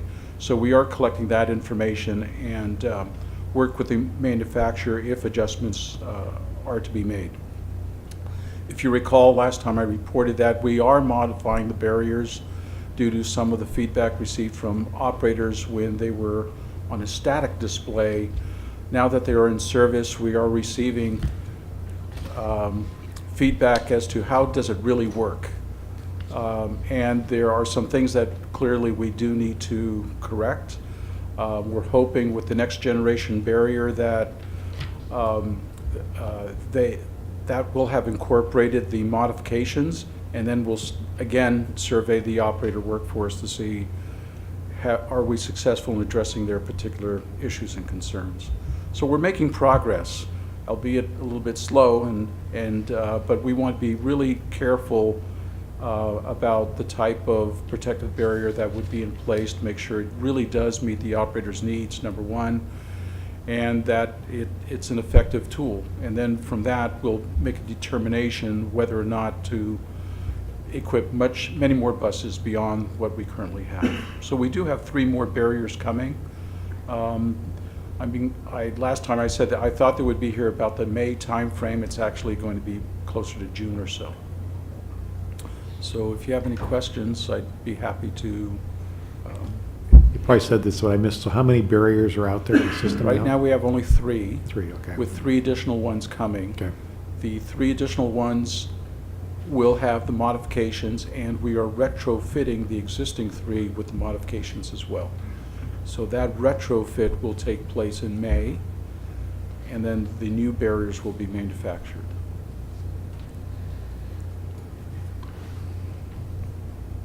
What is the status of the legislation we've requested broadening the definition of operators for? It's next on my report. Okay. Oh, never mind. Did I see something? And I might add, our next steps is really to look at the support to the operator, those that have been involved in assault. How can we do a better job of supporting them? Harry, I asked a version of this question prior, I think a few months back, but as I listen to you, I've got this tinge of as I'm listening to this, and we referenced it before, this is kind of happening nationally in regards to more operator assaults. And I don't know if this is sociology or psychology, but has there been a shift towards, have we done any, I know we're part of a national group that's looking at this. Have they done any work in regards to why this is happening? Why are we seeing the increase in, because I'm a root cause analysis person at heart, and yeah, we can take a look at this, but is there something that's underlying that we're not catching? I mean, I think this is kind of odd that we're seeing this increase in violence towards operators when many times the operators are really seen as a critical component to people's lives in regards to transportation. I really can't answer that. I don't know why. Reading the literature, it doesn't really suggest why. When the national working group was put together, what was interesting to me was that there was a representative from NIOSH, the National Institute of Occupational Safety and Health. And she's a researcher that looks into general assaults against workers in a variety of occupations. Her study prior to the one with bus operators was with taxicab operators. But I can't answer that. I don't know how to answer it. But it is something that occurs not just to bus operators, but other occupations as well. All right. I had just one comment. I talk to some of the drivers when I'm out on a bus and ask them about the hot pass and, what do you think of it? They like the idea. But one of the things I got from a couple of them is that they worry about losing contact with the customer because they feel that's important for them and for the customer. Have you got any feedback on the barriers, or are you going to have some feedback on how it impacts that kind of, I guess it's a real subjective measurement of success of those? We've already started that survey. We are collecting that information. In fact, there was one operator who requested the bus be traded out because he felt claustrophobic. I suspect that is going to happen with some of the operators. One of the benefits of this particular barrier that we are looking at is that it is adjustable. So if you don't want the shield in place, not that you can remove it totally, but you can remove maybe at least 50% of it, and where you do have direct face-to-face contact. In looking at the barrier, it's not a full enclosure, and Right. some transit systems have decided to go in that particular direction, and the security continuous improvement team made it very, very clear. They do not want a total enclosure. So we didn't even look and evaluate that particular type of device. What's interesting to me also is I had a conversation recently with our counterpart in Vancouver, BC. And they went through a 2-year study of looking at different barriers, and they offered up to 5 different barriers. Ultimately, they selected one, the very one that we've deployed. So because it does offer flexibility and it does not offer that full enclosure. But it's not, that is not the solution. That's only one piece of a complete solution. I believe that where we really need to place most of our emphasis is not isolating the driver from our customers. It really has to be in providing them with our drivers with the skills to help de-escalate situations. What I didn't mention was that we have moved towards a process called verbal judo. And what it is, it's just a de-escalation skill. Where we previously had 3 of our trainers trained in this concept, we now have up to, I believe it's 15. So we're trying to expand that whole concept and make it that as the primary tool, not the barrier, but your skills to de-escalate situations. And unfortunately, there will be circumstances where we can't avoid everything because of the very reasons that we've cited before. There are some individuals that have mental health issues, and it is a problem. But I don't know what the specific issue is, but it is a national phenomenon. Thank you. All right, shall we move on? Just the final portion of my report, if you could. Thank you, Harry. Thank you, Dee. Just an update on Salem. Chris Walker indicated to you that he was part of Transit Day. We had over 100 riders in the halls of Salem meeting with legislators. They actually met with and were addressed by the governor and legislative leadership, all of which expressed support for the transit portion of a transportation package. Many legislators were met with, and I think broadly endorsed that message as well. So let me walk you through some of the bills that are making their way through the legislature as we speak. And I would just note on the transportation package, again, I think a great deal of excitement and acceptance of the package within the legislature. Bills have not yet been drafted. They are being drafted over the next week or two. So they will be in consideration when we move into the month of May, in May and June, action on the transportation package itself. But related to other actions related to House Bill 3202, which is our Southwest Corridor land use final order that passed out of committee last week and is now in Ways and Means and we're awaiting action. We expect that bill to be successfully adopted. House Bill 2777, which is dealing with the fare violations and moving them, the citation process out of the court system, at least for the initial phase, passed. It moved down the House Judiciary Committee on March 21st, passed the House 54-5 on March 29th. There's now there was a hearing earlier this week in the Senate Judiciary Committee, so we expect that one to move along. Again, it's receiving very positive marks. House Bill 2717, which increases the penalty, as Director Prosser noted, for assaulting a transit employee, that passed out of the House Judiciary Committee on April 6th and is now in Ways and Means awaiting action. So we also are seeing general support for that bill as well. I can go through a few of the other bills, but I think I'll leave it at that just in the interest of time. Those are the key items that we've been looking at. Again, a lot more still to be developed associated with the transportation package, but we're watching it closely. Bernie and Aaron Dees are doing a great job. I get great compliments from the legislators down there on their assistance in all of these matters. With that, I'd be happy to answer any of the questions board members may have. Yeah, Joe? Just for the board's knowledge, I'm down there also keeping an eye on Aaron, Bernie, and our contract lobbies. And on the assault bill, I talked to many unions, and we've signed on to this, to the statewide.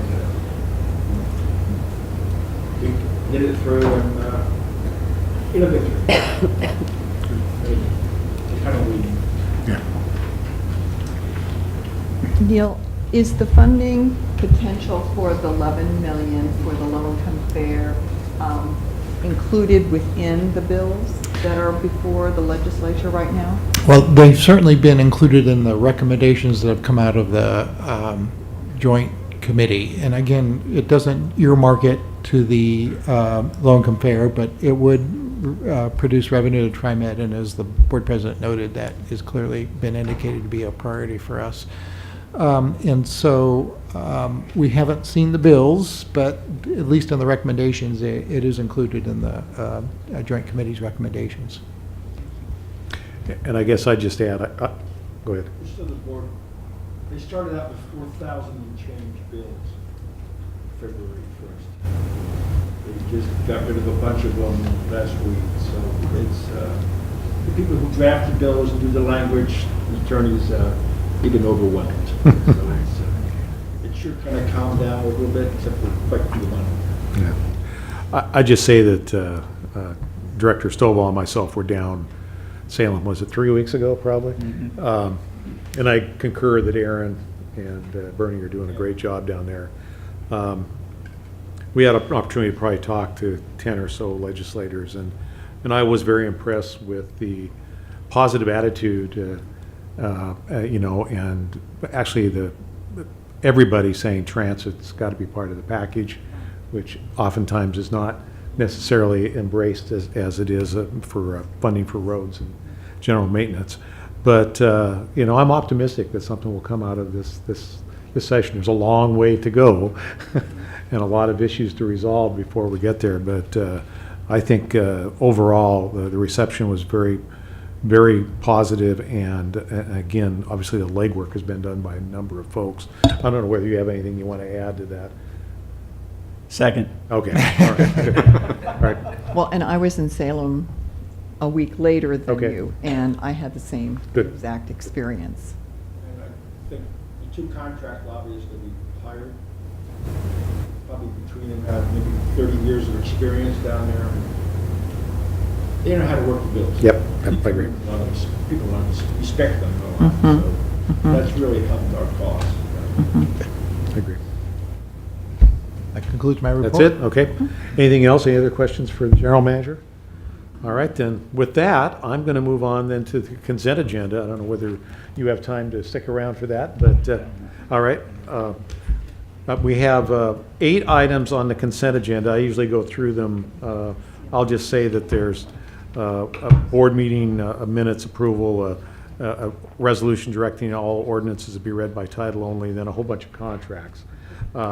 And for those in the audience or anybody watching, the items that are on the consent agenda are considered to be routine and can be approved by the board in a single blanket motion. However, any board member may remove an item from the consent agenda for discussion or questions by requesting such action by the consideration of this portion of the agenda.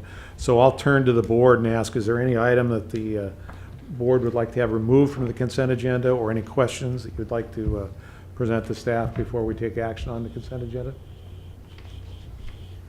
Seeing none, is there a motion then to approve the consent agenda as presented? So move. Have a motion? Have a second? Any further discussion? Seeing none, all those in favor of the motion to approve the consent agenda, please signify by saying aye. Aye. Any opposed? Any abstentions? Seeing none, the motion is approved unanimously. Let's move on then to our normal resolutions, which are a little more significant and are not included on the consent agenda. The first is Resolution 17-04-33, which is authorizing a contract with J.E. Dunn Construction Company for construction manager / general contractor services for the Powell Bus Garage replacement project. Mr. General Manager. Mr. Board President, members of the board, just by way of background, recall that for goods and services or construction contracts over $500,000, we do come and ask the board's concurrence in awarding those contracts. For personal services, which generally involve professional services, that threshold is $150,000, because there's obviously more discretion associated with those personal service contracts than goods and services or even construction in that regard. To be honest with you, this first resolution is sort of a hybrid of the two, and which is why we bring it to the board at this point in time. As you well know, one of our major capital initiatives is to replace the Powell Garage so that it is in a position to accept articulated buses as part of the Division Transit project, and also to upgrade the maintenance facilities there that frankly were built for frankly an oil, lube, and wash facility that's turned into a full maintenance facility over time, and also to provide parking and maintenance capacity for another 100 buses over what we currently have in the fleet. And again, that's essential for our ramp up of service that's associated with the payroll tax that you approved a year and a half ago. This is a contract to find the constructor for that facility, and we have elected to use the construction manager general contractor approach. That, if you will, permission to use that approach was before the board previously. So this is the report back on the contest, if you will, that was run to find that contractor through a competitive process. And the recommendation that comes out of that process is to award the contract to J.E. Dunn. You might note that the pre-construction services for this are only $110,000, which is what you're awarding today. What we will do is obviously come back to the board once we've negotiated a construction price or phases of construction prices. There may be multiple visits to the board as we progress the design and as the contractor prices that design and commences the demolition and reconstruction of the garage. So this is the first step in a long process. And this is a very difficult process because we will be keeping the bus garage and yard operating at the same time that we're rebuilding it. So that's why we believe this very flexible process of CMGC that you're certainly aware with many of our other projects is essential to make sure that we can manage that site over the whole period of time and keep it in operation. I would just note that J.E. Dunn's a very qualified contractor. We've have had the opportunity to work with them in a number of other occasions in the past, and believe that they're a very quality firm.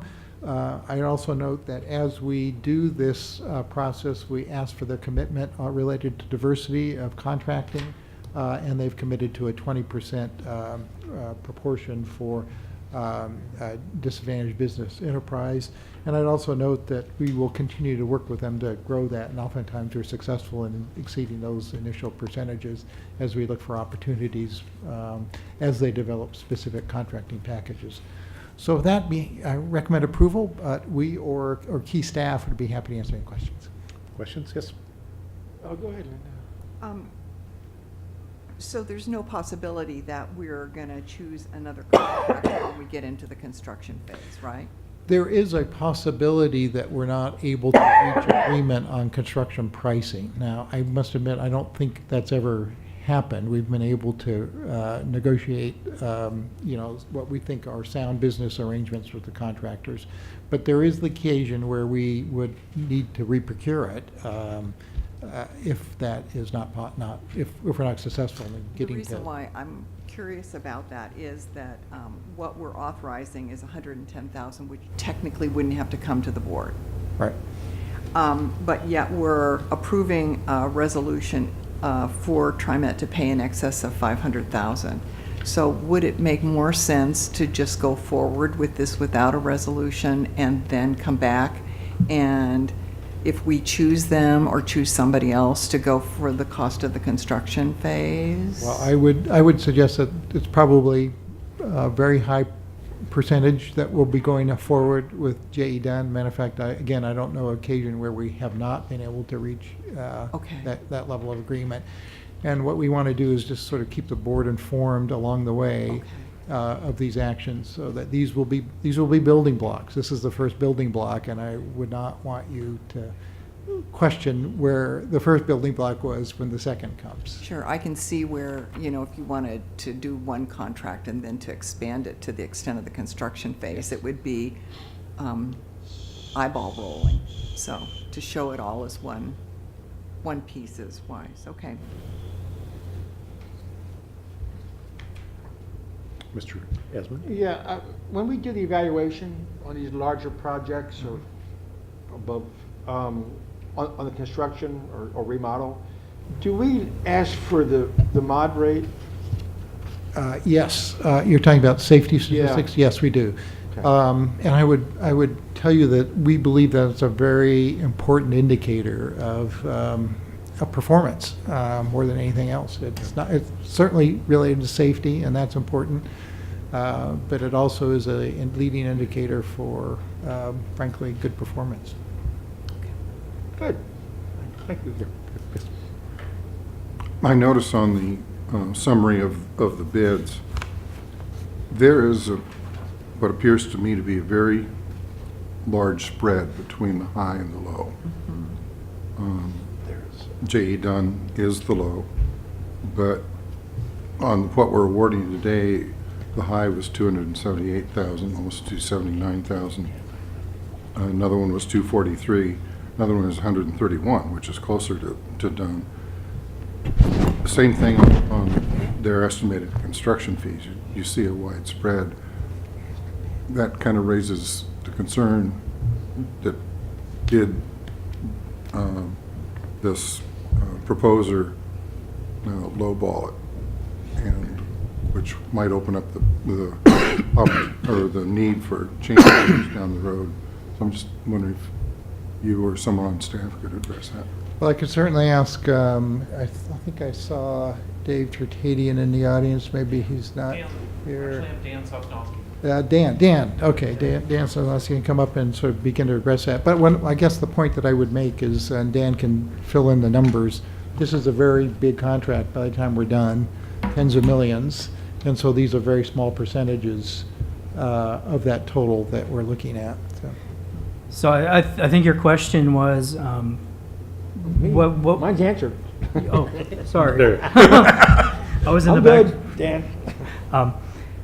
I believe all of the construction service fees were all below 3%. So this is a range of 2.1% to 3% of the overall construction cost. So it's, I mean, although it spreads them, that spreads it out. It was based on a $50 million overall construction cost.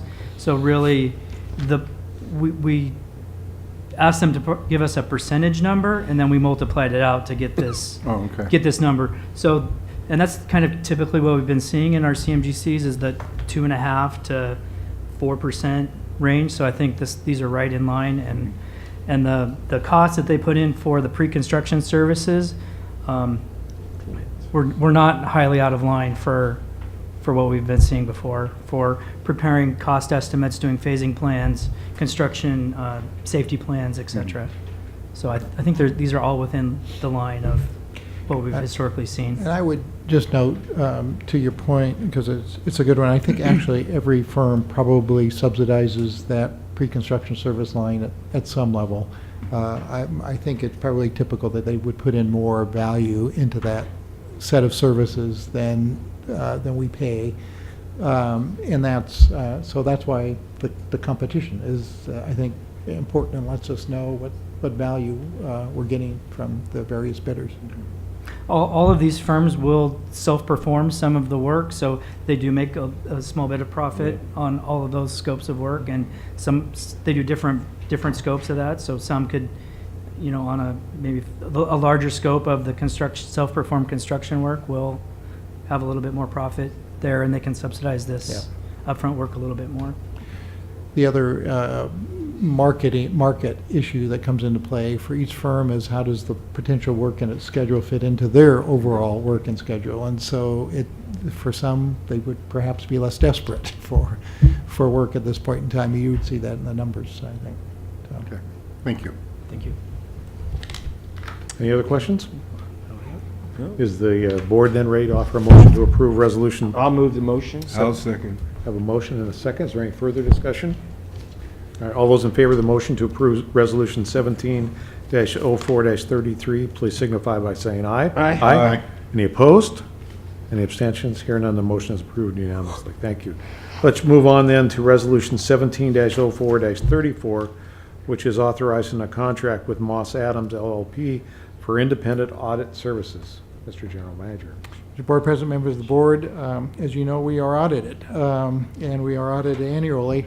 And we also, by the way, are in the midst of a triennial review by the FTA. So we have our books and our practices looked at by many independent parties. This is the important audit that is really part of our requirements as a public agency and a recipient of federal funds.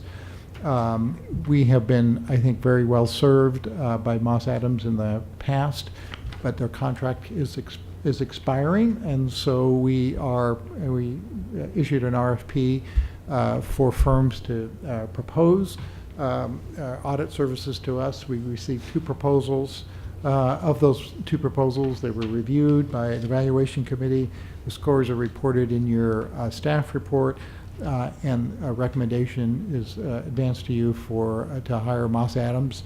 The total cost, again, will be $220,000 annually as we look to potentially extend that over the next 4 years to create a 5-year contract that could grow to a value of about $1.2 million. Again, we believe that Moss Adams has done a great job. I think one of the more interesting parts to me of the staff report was the history of auditors. for TriMet over a long period of time. And again, since 2002, with the Sarbanes-Oxley Act, audit firms began to specialize a bit more. And so it probably did limit the pool of competition in terms of that audit firm specialization. But frankly, we've had very good services with Moss Adams and would like to continue that, right? And hence is the recommendation. I know that they report annually to the Finance and Audit Committee, both at the beginning of an audit and then confidentially at the end of the audit. So our Finance and Audit Chair may have a view about that as well, but recommend your approval. Please. I agree that Moss Adams has done very well by TriMet. The question I have, and a bit of a concern, I don't know how big, it's not a huge concern, but we've had Moss Adams since 2007. And if we approve this contract, we'll have them through 2021. So that's a long time to be with one firm.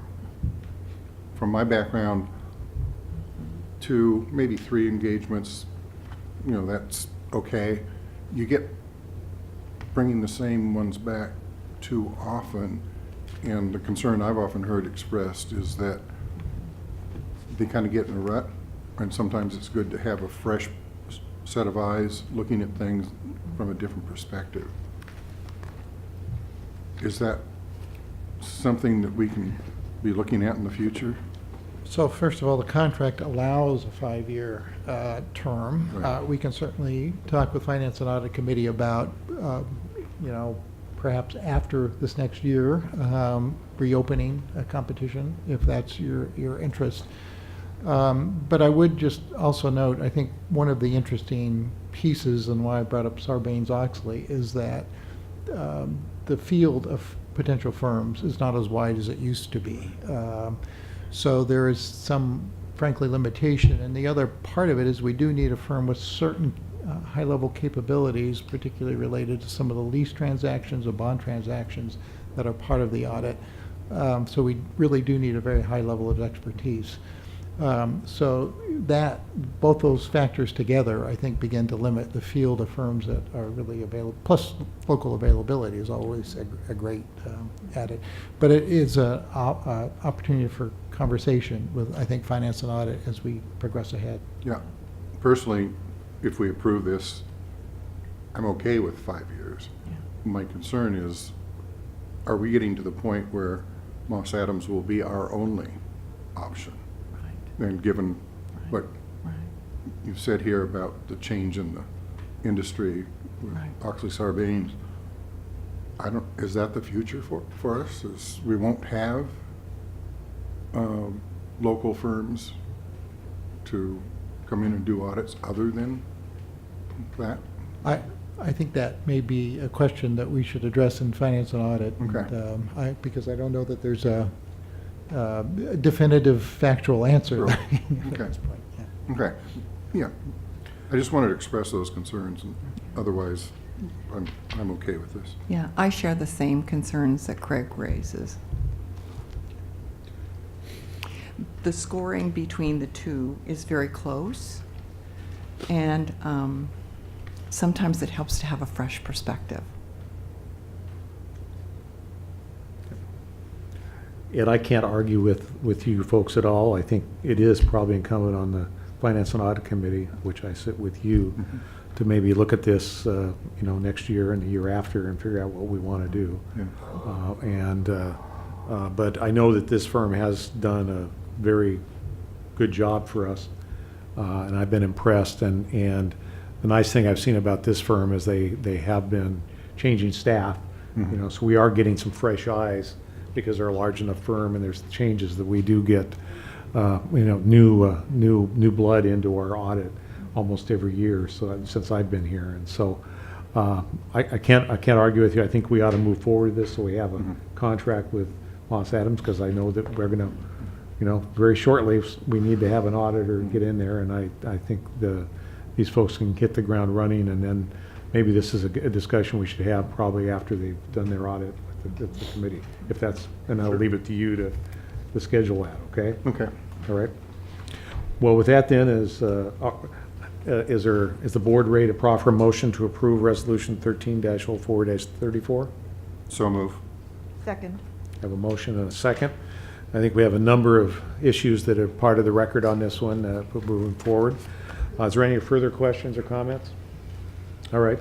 All those then in favor of the motion to approve Resolution 17-04-34, please signify by saying aye. Aye. Any opposed? Any abstentions? Okay, the motion is approved unanimously. Thank you very much. All right, let's move on to Resolution 17-04-35, which is authorizing a modification to a contract with Ride Connection to provide jobs access reverse commute services. And I will point out that you should have a revised agenda item that corrects the amount. Maybe I'll ask you to go over that. You bet. That change. I maybe added a couple years together. You didn't need to for this. Mr. General Manager, why don't you give us the staff report and the changes? So, yeah, Mr. Board President, members of the board, as you know, one of the key services we have been providing over the last few years is a series of shuttles that were originally funded by the Jobs Access Reverse Commute Program of the Federal Transit Administration, and we were the conduit for those funds to those local shuttle services. In the last Transportation Act, that program, JARC, was eliminated. The funding was shifted to the 5307 program that, again, we administer and are the recipient of. And all of the activities that were included in the JARC program are eligible now under 5307. So the money and the eligibility moved to this new funding category. So really what we're doing is beginning to catch up. We did have some JARC funding that was available that we have been using up over time for these services. So we have drawn that down to the bottom of the barrel and now are in the need to move additional funding to continue these 5307 accounts. And that's really what this resolution does. To the board president's note, we got it right in 2 of the 3 places in the original resolution. The total accumulated contract is $1,111,098. That adds, this resolution would add $300,654 that would be divided between the Grovelink service and the Tualatin shuttle. Again, that total that's in the financial budget impact table is right. The number that was originally down in the final line in that, which was 1.9 million, should have been 1.1 million. Just that was the one correction we had.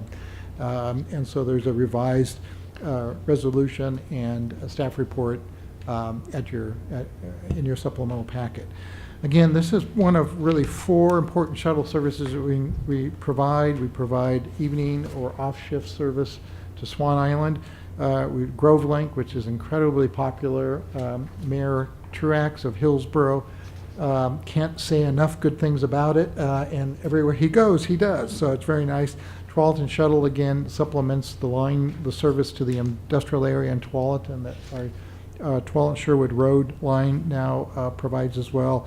And the North Hillsborough Link, again, very important for some of the new employment areas in North Hillsborough. You've heard a lot about the employees at Reesers who had to change location and needed this access. So this continues to be very important for many of those employees. So with that, be happy to answer any questions, but do recommend your approval at the revised number. All right, so just for the record, so the resolution, what we'll add to the contract is the $300,654? Correct. Okay, all right. And then the total is $1.11 million? Right. Correct. Okay. All right. Does that help you with your $500,000? All right, good. Is there any further questions then on this item? Yes. Yes, just quickly, so the source of the funding has changed from JARC to Section 5307. Is there any question about those funds coming through, or any issue about the federal source of those funds?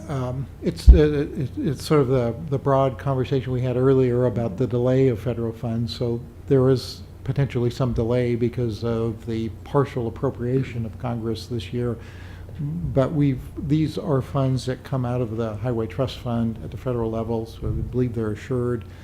Well, maybe a timing issue, but no real uncertainty about them appearing when Congress appropriates them.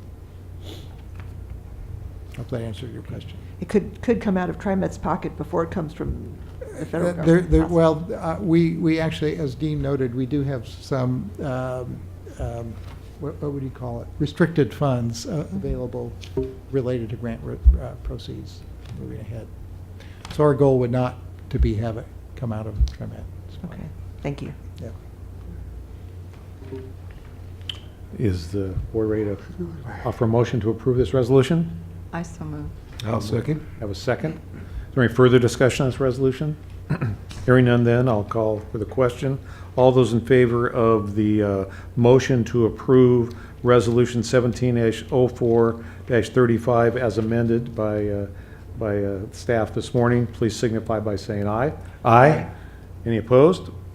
Seeing none, the motion is approved unanimously. Thank you very much. Let's move on to the final resolution of the day, which is Resolution 17-04-36, which is authorizing a contract with Ride Connection to provide volunteer and community-based transportation services. Mr. Gentleman. Board President, members of the board, by way of background on this, I wanted to just step back a little bit. And when we entered this this decade, maybe I think about a decade ago, TriMet was seeing, frankly, unsustainable growth in the Lyft service. We were seeing growth in Lyft service up in the teens on an annual basis. As you know, that is amongst our most expensive services per ride. And we realized that we needed to find a solution to some of the financial challenges that proposed. So we undertook, I think, what was one of the most successful strategies that we've had as an agency over a period of time. But let me sort of talk about a three-legged stool that we had related to addressing those challenges. Again, never a silver bullet, but one was to institute in-person assessments, and so our Lyft assessment facility was opened, and we began the gradual process of both new and recertified Lyft riders making sure that they're eligible for these really important services. Second, we added additional travel training so that we made sure Lyft customers were aware of the alternative and the benefits of using the fixed route service that was available to them.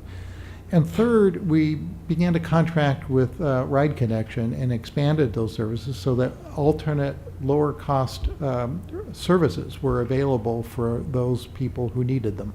And again, we recognize that Ride Connection could do a number of things that we couldn't.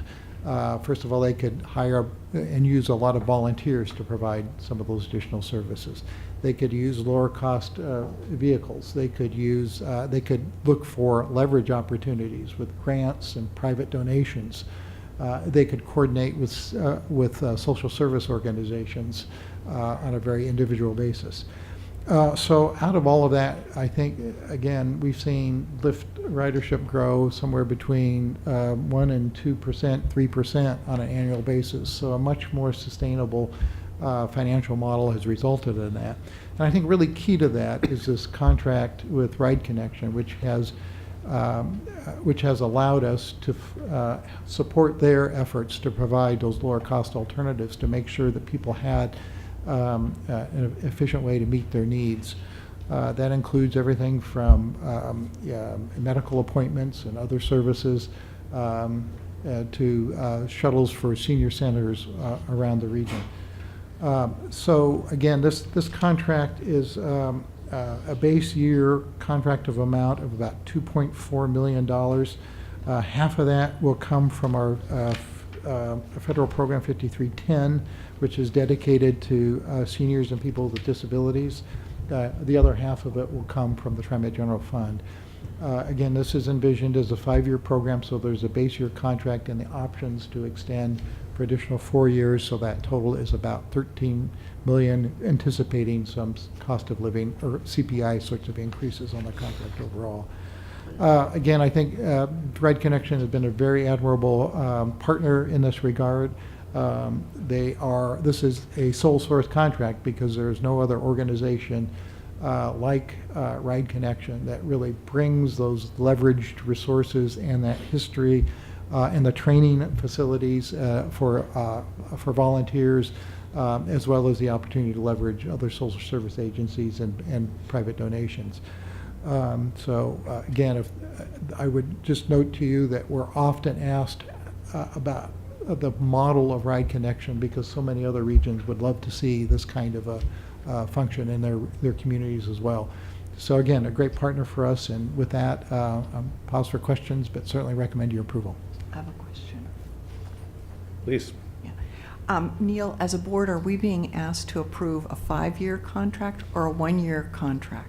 5-year contract, so it would be a 1-year base with options to renew for the additional 4. And it's predicated on that 5310 funds will continue to be Yes, available? yes.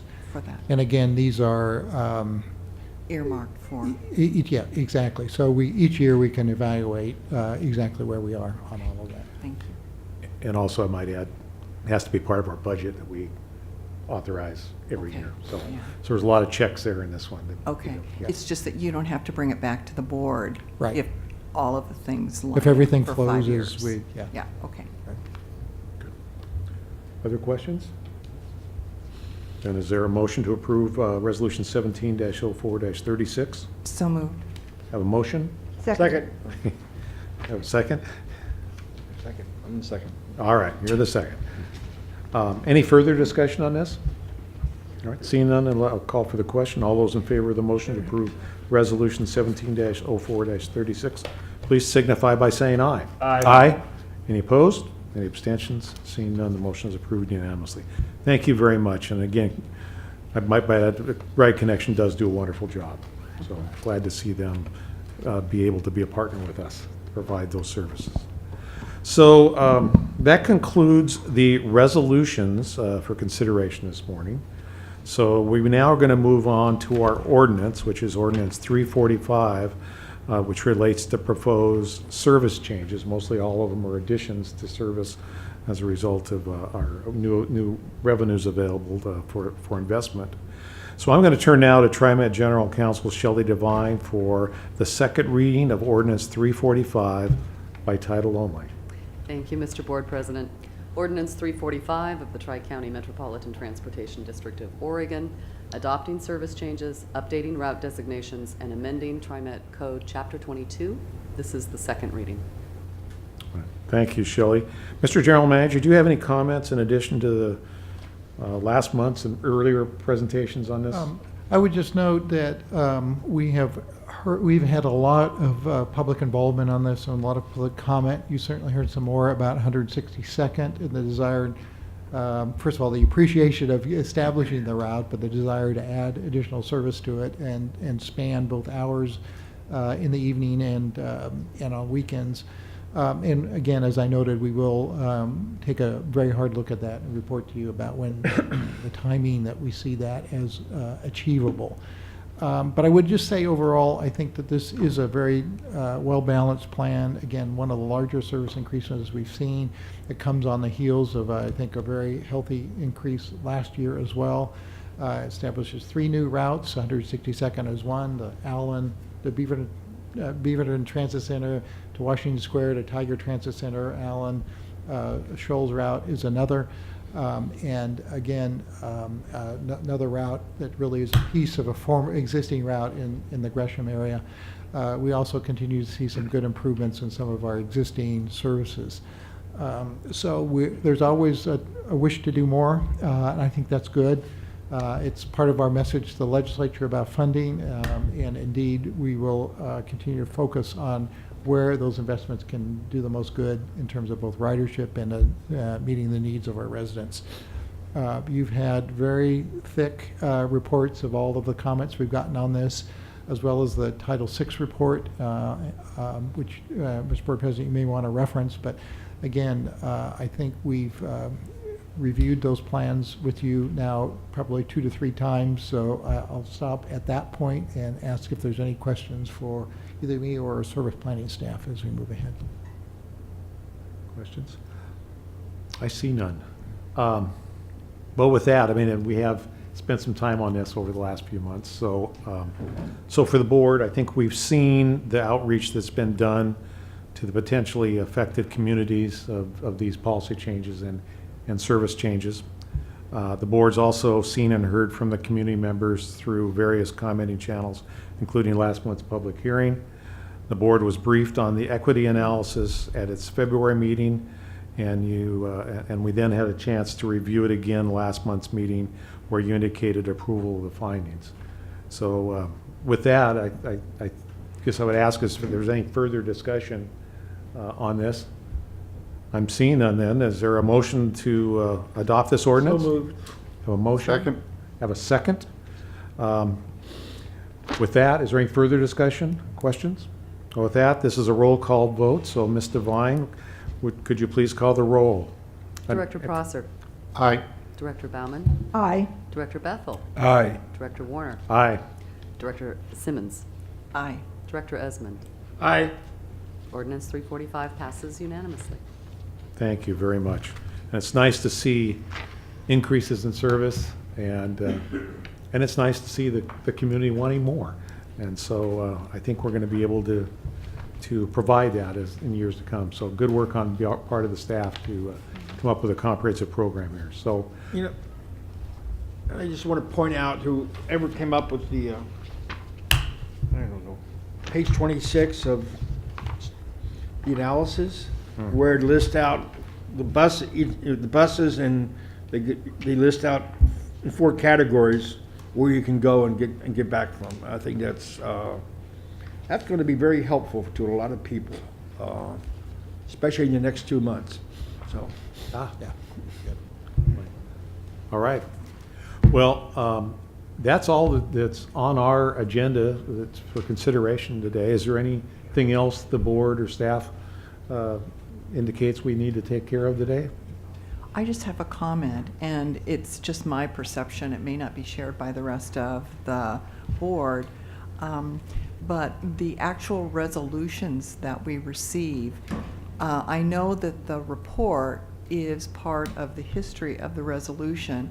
It would be helpful to me, and it's just me, so you might want to poll the rest of the folks, to put the actual dollar amount in the resolution, because that's what gets me hung up on whether it's a 1-year or a 5-year and what the dollar amount is. And it just seems, my thinking logically, that as you go back to look at what we've approved, if it was in the actual written resolution, staff wouldn't have to search through the report to find it if there needs to be modifications to a contract.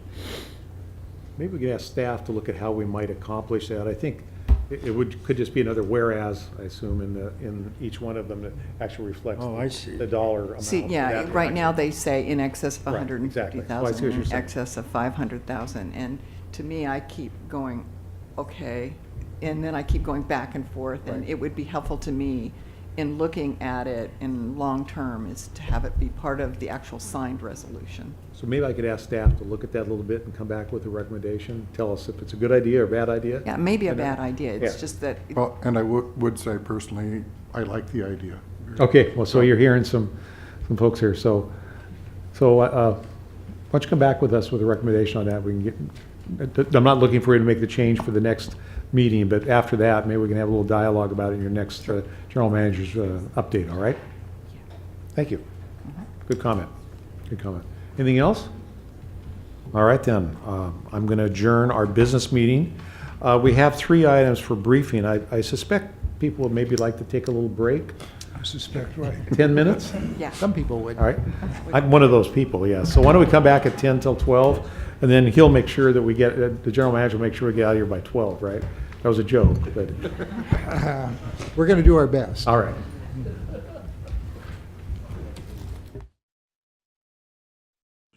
Okay, great. Thank you very much. So hopefully you all have a copy of the presentation in front of you, but also a copy of our just issued draft business plan.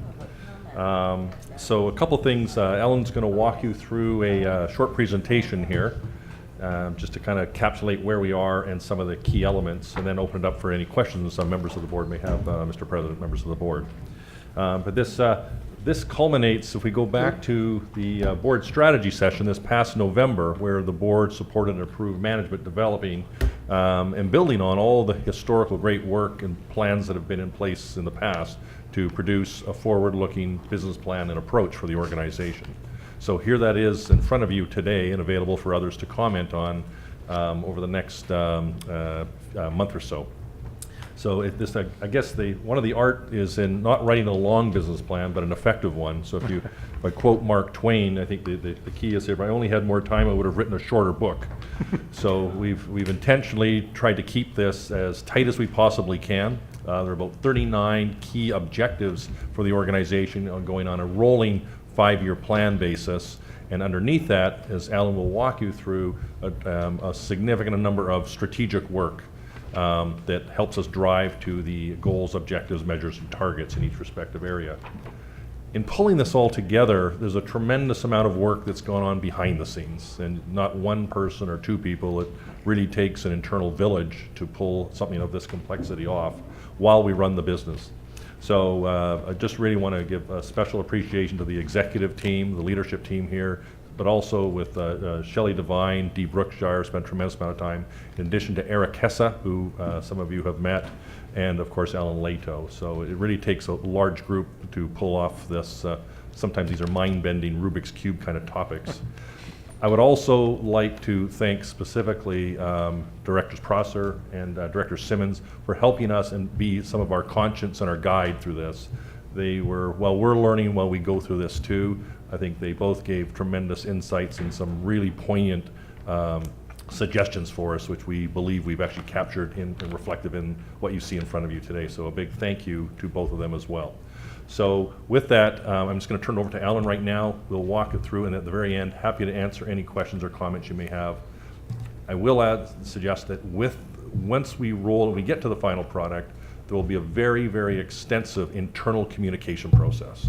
So we will have to unbundle what looks simple, I'll call it simply complex, a simple process at the highest level, and unbundle that, and that will take a tremendous amount of energy and communication effort, not only once, but suggesting over and over and over again. It probably, if things go well, it doesn't end. So with that, over to you, Alan.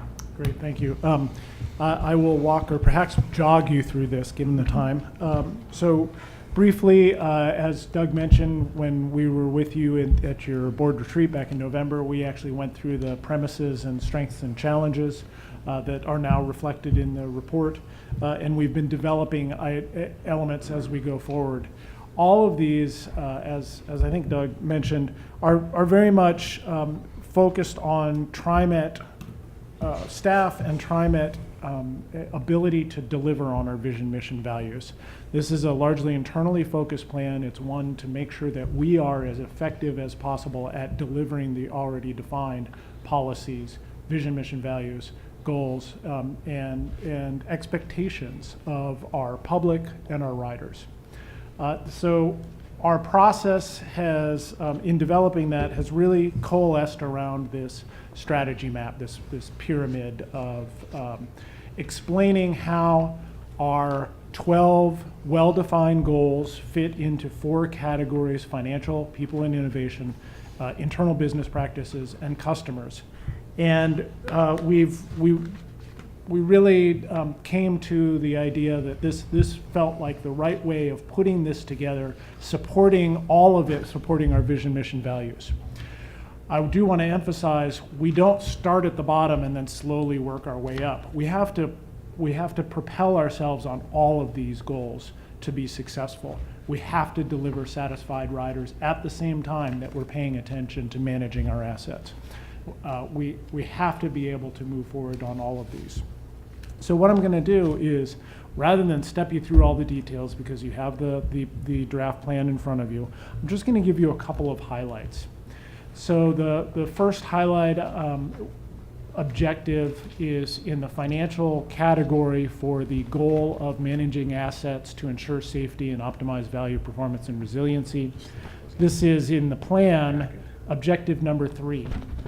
And what we've done is identify for each of these goals 1 or more objectives, and then for each objective 1 or more measures and targets, and key strategic actions that will actually make some progress on that, so that in each subsequent year, as we update the rolling 5-year plan, we will have a better indicator as we go of how much progress we are making on this, whether we are making progress, and whether we need to adjust or add to our key strategic actions to actually make progress.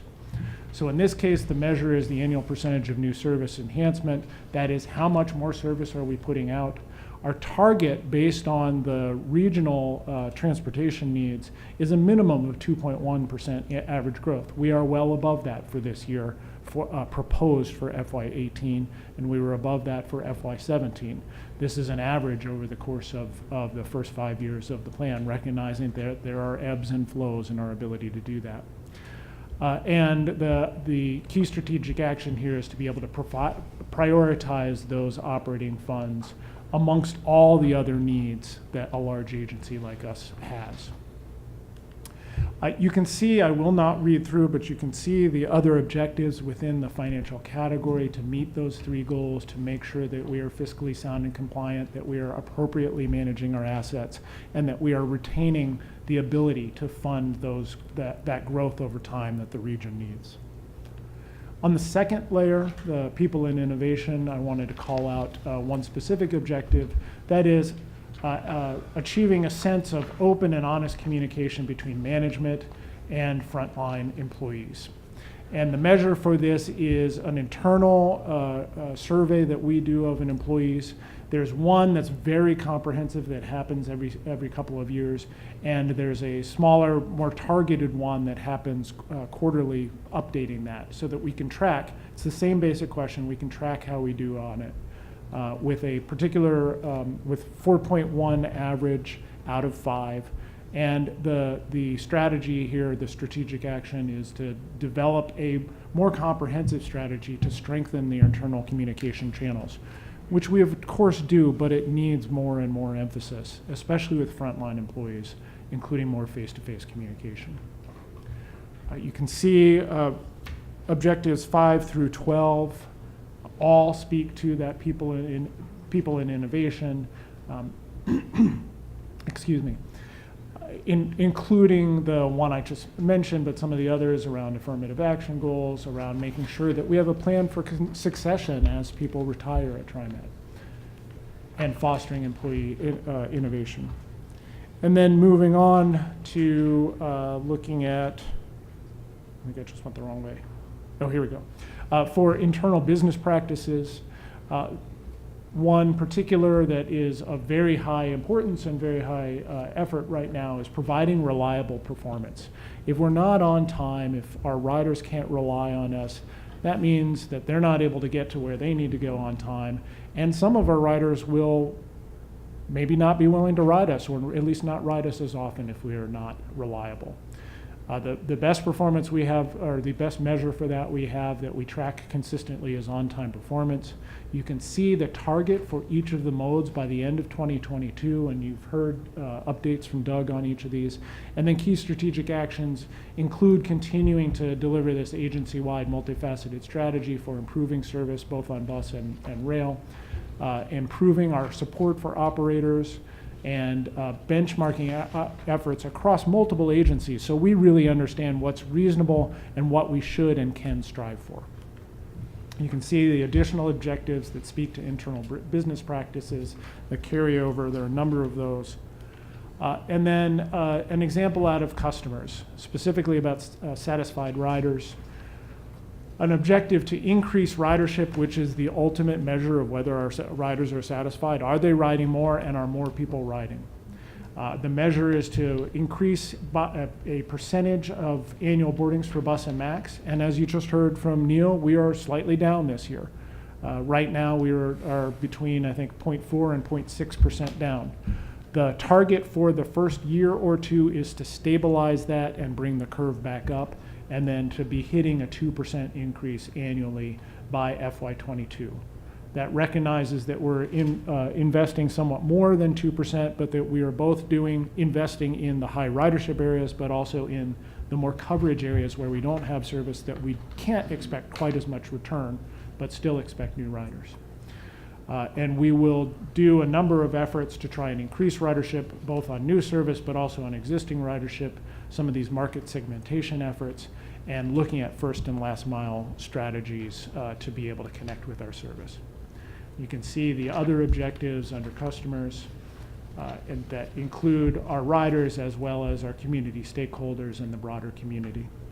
And then just quickly to wrap up, talking about the business plan timeline, this is the draft right now in April. It is available for comment, obviously not just to you, but to the public. And if and whatever comments we have, we'll have a little bit of time to integrate those. We have anticipated right now that we would come back to you in May. If we get a lot of comments or we need to do additional analysis, we will obviously take just a little bit longer to make sure that we encompass those. During then FY 2018, that is when our first year implementation of this plan begins, including a very robust internal communications plan. All of the directors have heard much of this, but it all needs to be really worked through the entire agency to really be effective. We'll bring back, we proposed quarterly updates on the measures and key strategic actions. And then starting this fall, we'll begin an update for FY 2019 to this plan to identify how we're progressing on those items that we have identified and see what other updates need to be done. With that, I will stop. Great. Thank you, Alan. The embedded in the plan is really a spectrum of making sure that we invest and we focus on, I'll call the core responsibilities of delivering great service. A lot of times people think about growth, but you don't want to lose your back end erosion because that may get offset if you don't manage that as well. So we're managing the core responsibilities of safety and customer, et cetera. But you'll see embedded in here is really continuing to leverage a culture of innovation and actually celebrate in a formal way a culture of innovation, just like we do acknowledging and talk frequently about safety. So some of this will be not new for many people, some of this will be quite new for people, but not all great ideas come from a department of innovation. It's actually cultural in nature that everybody gets to contribute to this. So we believe it hits the right balance from management's perspective all in all. Many items we do have underway. It's not as though we're just starting from zero. A lot are underway at different stages now. Yes, there's quite a number that are new here and will stretch and test, and in some cases actually transform the organization. As you can see in the details, we live in a changing world, and transit and public transportation is not exception from new technologies, new applications, and there's some excitement that can come with this, and there's some things that we have to be careful together while we manage the risk and the opportunity balance together. So we believe what we put forward to you today, and do welcome your comments, maybe initially from Director Simmons, Director Prosser, on any comments they have, kind of seeing a little bit as management's been working this, and then any questions that you may have as well.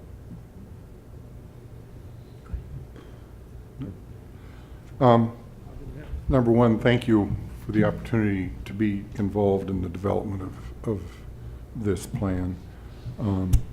It was very educational and very inspirational.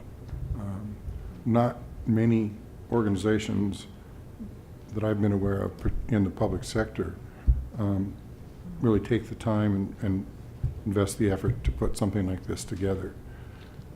One of the things I really appreciate about this plan is it does tie together existing guidelines and other plans.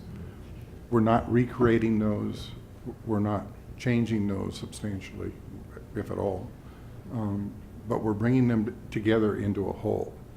You know, and speaking from the strategic financial plan guidelines, you know, I was heavily involved in putting those together. You know, I think that was good work. We have good information, but because it's labeled finance, not everybody thinks it applies to them. Yeah. But the fact that it's tied into this, and you know, it's part and parcel, it does, I think, emphasize all those other plans that we have out there are part of a greater whole. And so I think that is really worthwhile. You know, we did talk about that putting this together we had a very condensed timeline. And there was some discussion about whether we take more time to put together something that, you know, is more complete, more polished, more finished. But that came at a cost of putting this thing off basically for another year. And the decision was made, no, we need to get started on this. You know, we can consider this the, you know, kind of the first step. And as we do these annual updates, we'll get more refinement, more polish. But this was, I feel, is a very good effort, and I do appreciate all of the staff that were involved on this. So thank you.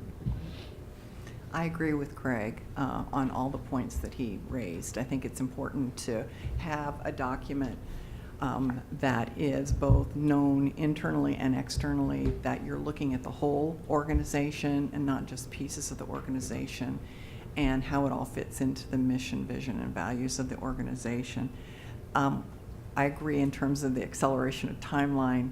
Kudos to the staff. This is a yeoman's effort. Unlike Craig, I'm very familiar with business plans, and all organizations that I've worked with have always had a business plan, so I was pleased to see that TriMet was moving in that direction. One thing that, as one board member, I would say to you is I actually think semi-annual reporting is sufficient. I'd hate to see staff, some of these things are going to take time, and the time it takes to create a report takes people away from doing the work. And so I would urge you, instead of quarterly reporting, to consider semi-annual reporting in order to make it more, fit more into the work that's already going on within the organization. But thank you for the opportunity to participate. I really enjoyed that. Other comments? You okay? I do. You know, I think this is excellent, and I learned a lot reading this. I appreciated actually the glossary at the end with your acronyms. But I see on page 12 there's something called salary placement form that wasn't in the glossary, so I think that needs to be added. I don't know what a salary placement form is. Okay. Got it. That's minor, but I thought I'd mention it to you. And you know, here's something else that may not be this may not be the time to add it to the business plan, but I guess I wanted to reiterate that I would hope in the future TriMet would make a commitment to employ people with disabilities. I see on page 13 there's reference to achieving affirmative action goals, and I would, again, this may not be the time, but I hope someday in the future that we have as a goal really being intentional around employing people with disabilities. And I want to tell you that OHSU has undertaken an effort to really deliberately bring in potentially hundreds of people with disabilities as employees, and they've devoted resources to that. So that's something I hope we'll think about in the future. Great. Great comment. Thank you. Thanks. It's the first time I had a chance to look at it, so I'll hold my comment. Yeah. I guess my comments are, first off, is thank you for work of the board members and the staff on this. This is a really good start, and it's going to take some time to flesh it out and understand how it works and how it will tie into our annual budgets and all that. I guess I would just wanted to comment, you know, the increased ridership one is an example where, you know, the Director Stovall and I have talked about, you know, what is it going to really take? Yes, you develop strategies, but again, back to his kind of the root cause. What are the, you know, as an example, what are the things that we can do almost in a paradigm shift? This is me looking at in the future more, to really make a dramatic change in ridership. Is it just incremental service and, you know, increases, or what else do we have to do? So as you develop this, I'll look forward to you actually identifying some of those key issues that I think are critical to the success of TriMet in the future. And I happen to believe one of the big things that we need to do to be successful in the future is dramatically increase our ridership. Yeah, I mean, we should not be talking about what do we have to do to stem the small, reductions that we've been seeing recently. But it would be really good to understand why that is occurring and then what do we have to change. And so I'm looking forward to this kind of being a process that will frankly identify some of those key areas for us as a business that are critical to our ultimate success. So keep at it. Yeah. Great. Well, thank you. You'll see a few nuggets actually embedded in here that get to, I think we need to understand that, and I think as Neil has spoken about earlier, Bernie and his team are looking at our current state. But I think you're right, with technology, with the Ubers and the Lyfts and the phenomenon of automated vehicles coming down, there's a wonderful opportunity, threat and opportunity, to how we leverage last mile, direct line, different ways to deliver service that can advantage all of this and do it in a cost-effective way. So I think with those change elements coming, it is it's a great opportunity to take advantage of some of those. And we all have some ideas already that we'll leverage over top of that. It just came to mind, and I thought I'd mention it to ask the question about increased ridership. I've gotten some feedback from individuals that say that they used to ride, but they don't anymore because the park and ride lots are completely maxed out. So to what extent are we actually looking at our park and ride lot usage? And in particular, it was at the Sunset site. So it's on the west side. Right. And so they've stopped using transit because of the inability to park. And just briefly on that, we do track park and ride usage every year to watch what the trends are like. And Sunset and Gateway, Sunset more particularly, is consistently full. Maxed out. There are others on the west side that are not, and so we always look for ways to encourage other use or to look for shared use or other opportunities. Yeah. I know I asked about the other lots, and the individual who was speaking to me said that they tried other lots and they couldn't get into those either. So, and I'm aware that at the Beaverton facility you could park, in some of the retail area because there's actually. We're not supposed to do that, but So these are great examples of us better understanding what are the barriers to entering the system. Some are parking, some, I know that it always reminds me of when you go to get your first drink at Starbucks, it's kind of an overwhelming experience. And going up to, I think things like Hopcard are really going to help to lower the barriers to entry and personal use and leveraging these relationships of even supply, demand, pricing, things of otherwise that we hadn't had to look at before. When we've got capacity, what do other markets do? They move their price around. So there may be unconventional ways that we have to consider things that be part of these future conversations. Peak time versus off-peak time. So I don't want to prolong this conversation because we have this conversation for hours because it gets rich. But I think there's an example. The work I've done with Washington County, and when we heard from the citizens, they need more access to transit, and always the park and ride is the solution. We want more park and rides. But I'm not sure that's the solution. I'm not sure that's the right way to approach this. Because once you get them in a car, you need to figure out a way to not have them get in their car in the first place. So how do we use the technologies? What do we do to essentially avoid the need to go to a park and ride for all these folks? So this is a rich discussion, and I look forward to some really exciting dialogue in the near future on this one. So thanks. Thank you for your support. All right. So again, my congratulations to Doug and Alan and the rest of the team who have literally spent hours in head-scratching conversations as all of these topics were debated and rounded out, and that certainly is a very good product that we're loving the chance to test drive, so to speak, over the next year.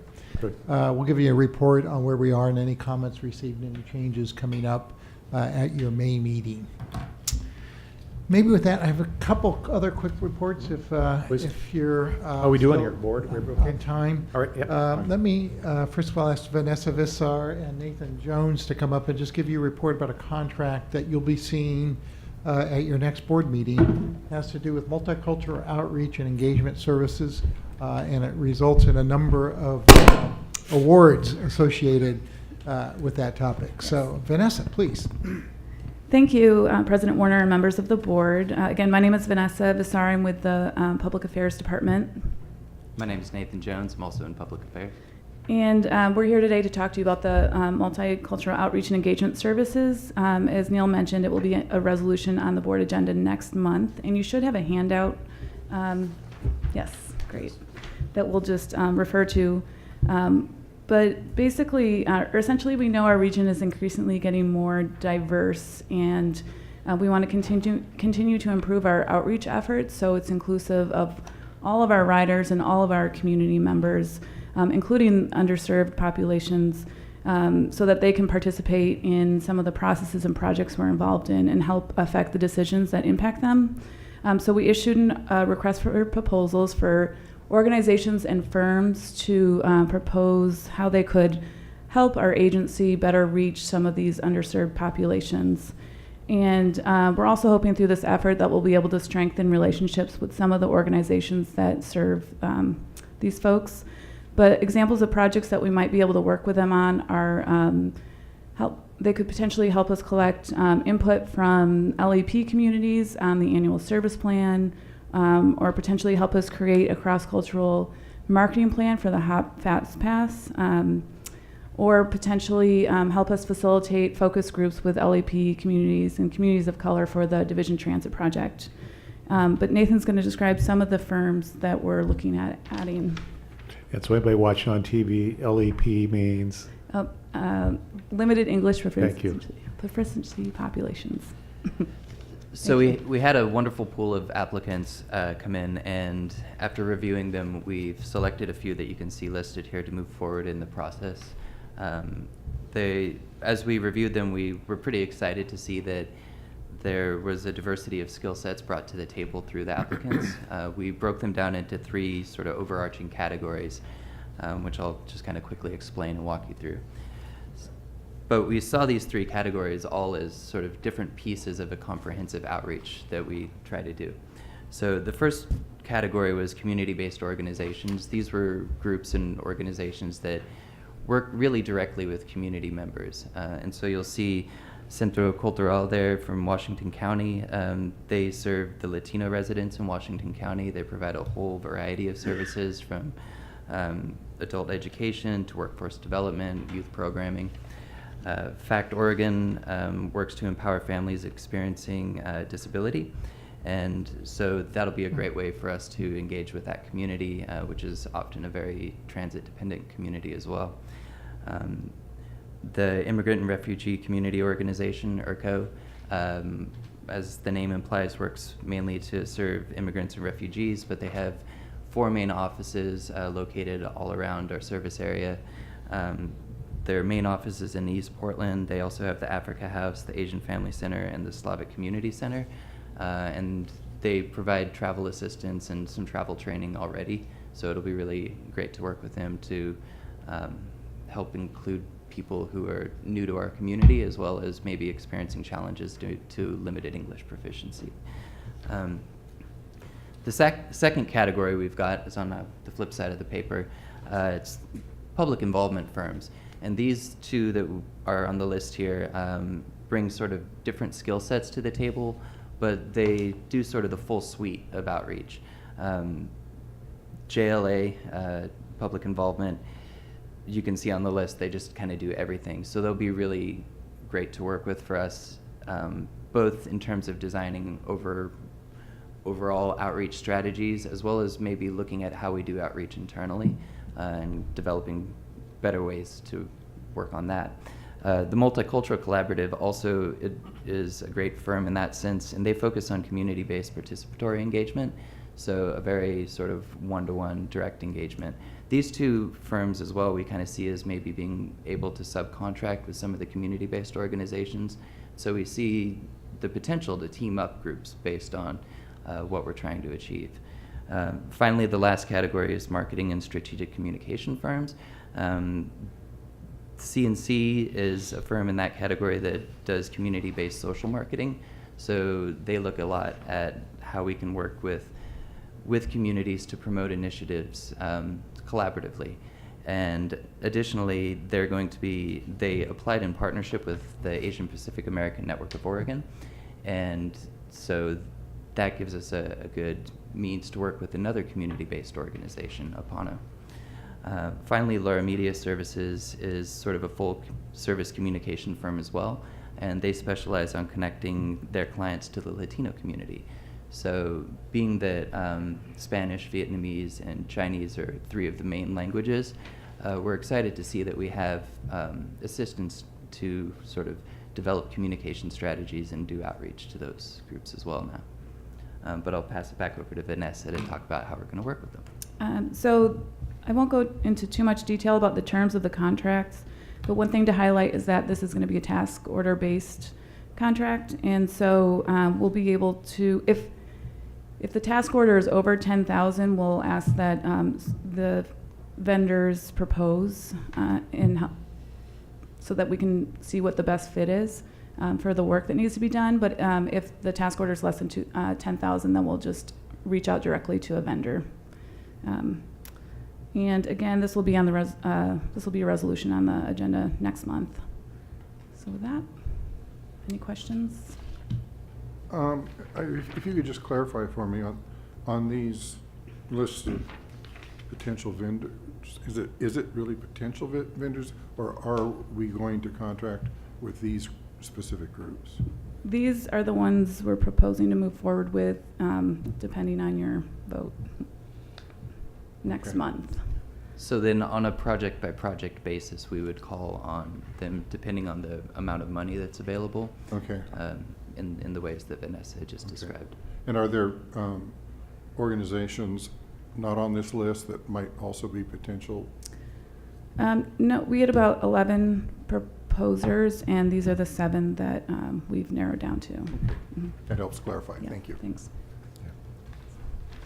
So you'll be coming back to us with essentially a flexible services contract for each one of these firms, and you'll be showing us again their qualifications, diversity, all those kinds of things. Yep.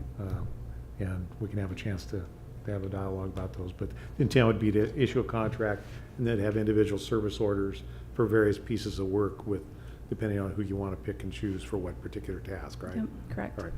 Right. And also would be interested in the metrics that you use to eliminate and to retain the particular vendors you're planning to use. Okay. Yep. We can certainly include that in the report next month. Okay, thank you. Very good. All right, thank you. Yeah, Thank look you forward to seeing both. that.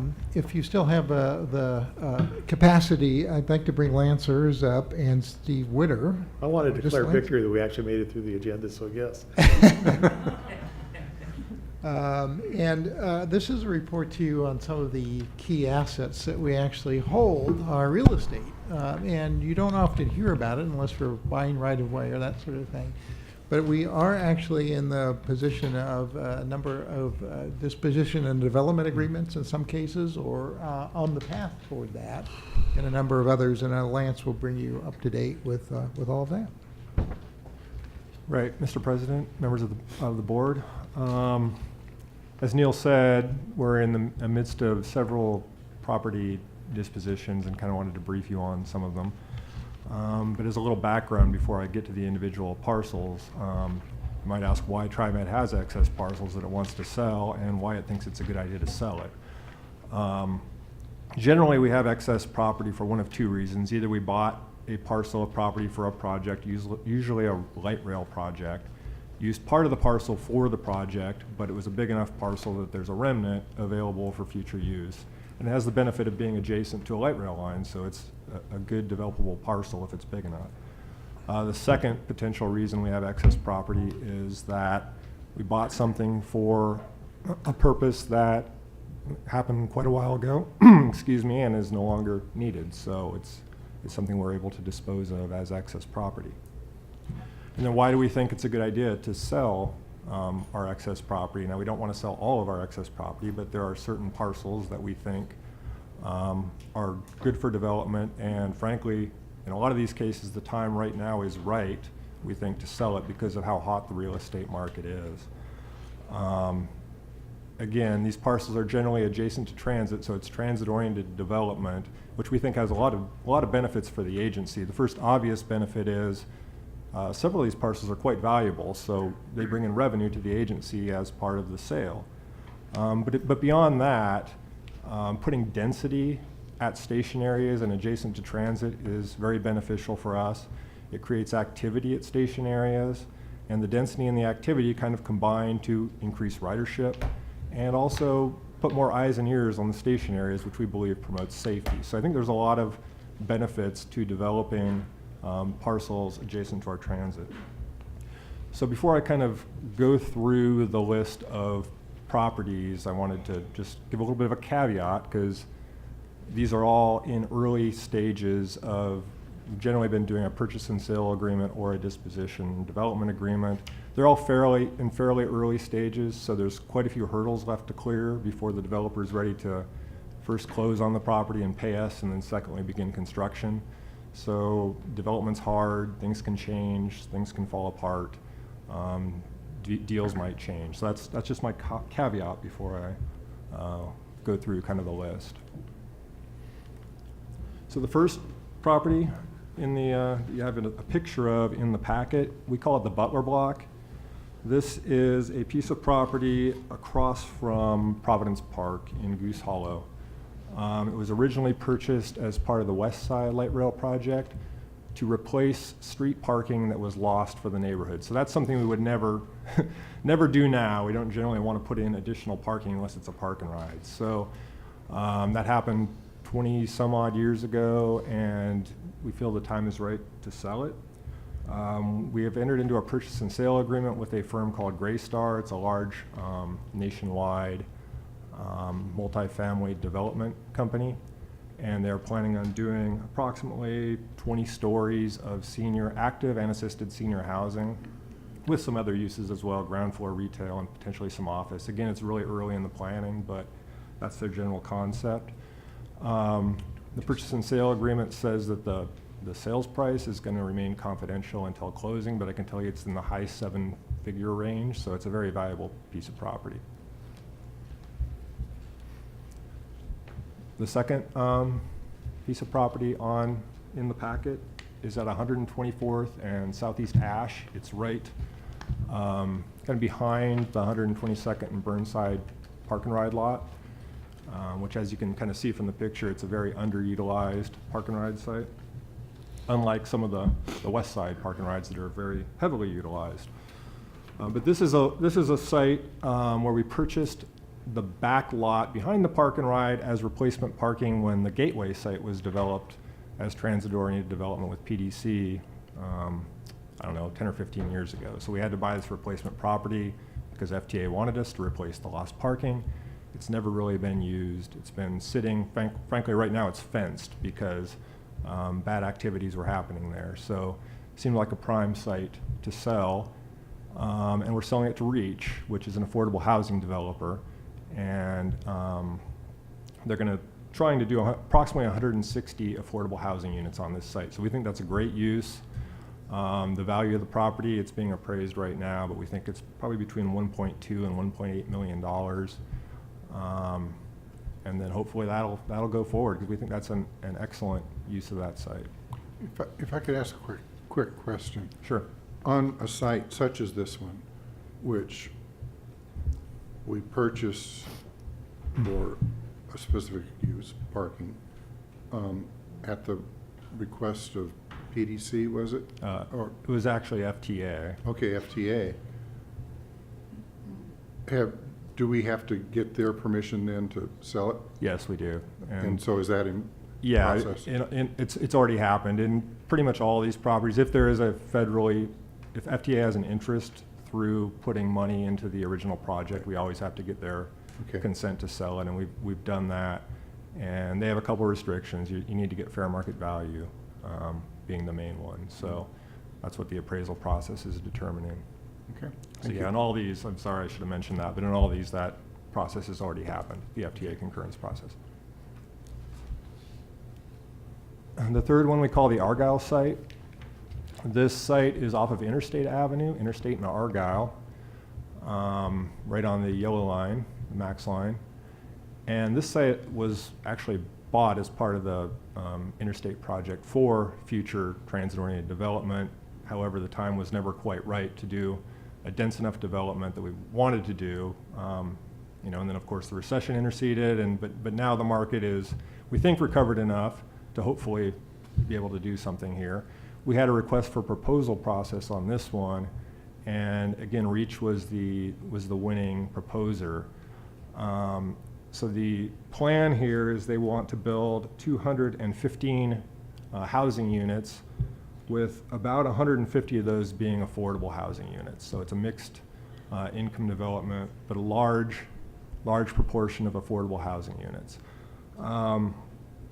This one has, again, a few hurdles. Reach is negotiating with the Portland Housing Bureau, who has agreed to put potentially up to $10 million into the project, and they need to get their financing straightened out before they can move ahead. Just as a little bit of an aside, affordable housing financing there's a little bit of difficulty with it now. A lot of that, the financing is based on tax credits, and with the uncertainty surrounding what the tax rates are going to be, the value of those credits to the developer is dropping because there's not as much appetite for tax credits. So that's a little bit of flux that Reach is having to deal with, that throws, you know, a little bit of uncertainty into a couple of these deals, but hopefully they can overcome that hurdle and we can move forward. The next site is a Portland-Milwaukee light rail remnant, and it's a little triangle site not too far from our Center Street building. It is on 17th and Pershing, kind of as Powell Boulevard kind of goes up and around and hooks up with 17th. And this is an interesting deal. We listed this through a broker, and we got an offer from a firm that wants to develop it as student housing for the Pacific Northwest College of Arts, which is located downtown. Interesting. Which I think is a phenomenal use if you can pull it off. So the idea is that he would lease the building to PNCA, and they would put students there. So it'd be a great dense use of lots of transit riders, significant number of transit riders. So again, some hurdles there, but we're really hoping that one can move forward. And the value of that little site is $1.275 million. So the next one in the packet, we call it Roberti. This is, again, another Portland-Milwaukee light rail excess parcel. It is close to the OMSI. It's close to OMSI. The address is 2425 Southeast 8th, so it's just kind of right off of the light rail line between 7th and 8th. And this site has some challenges.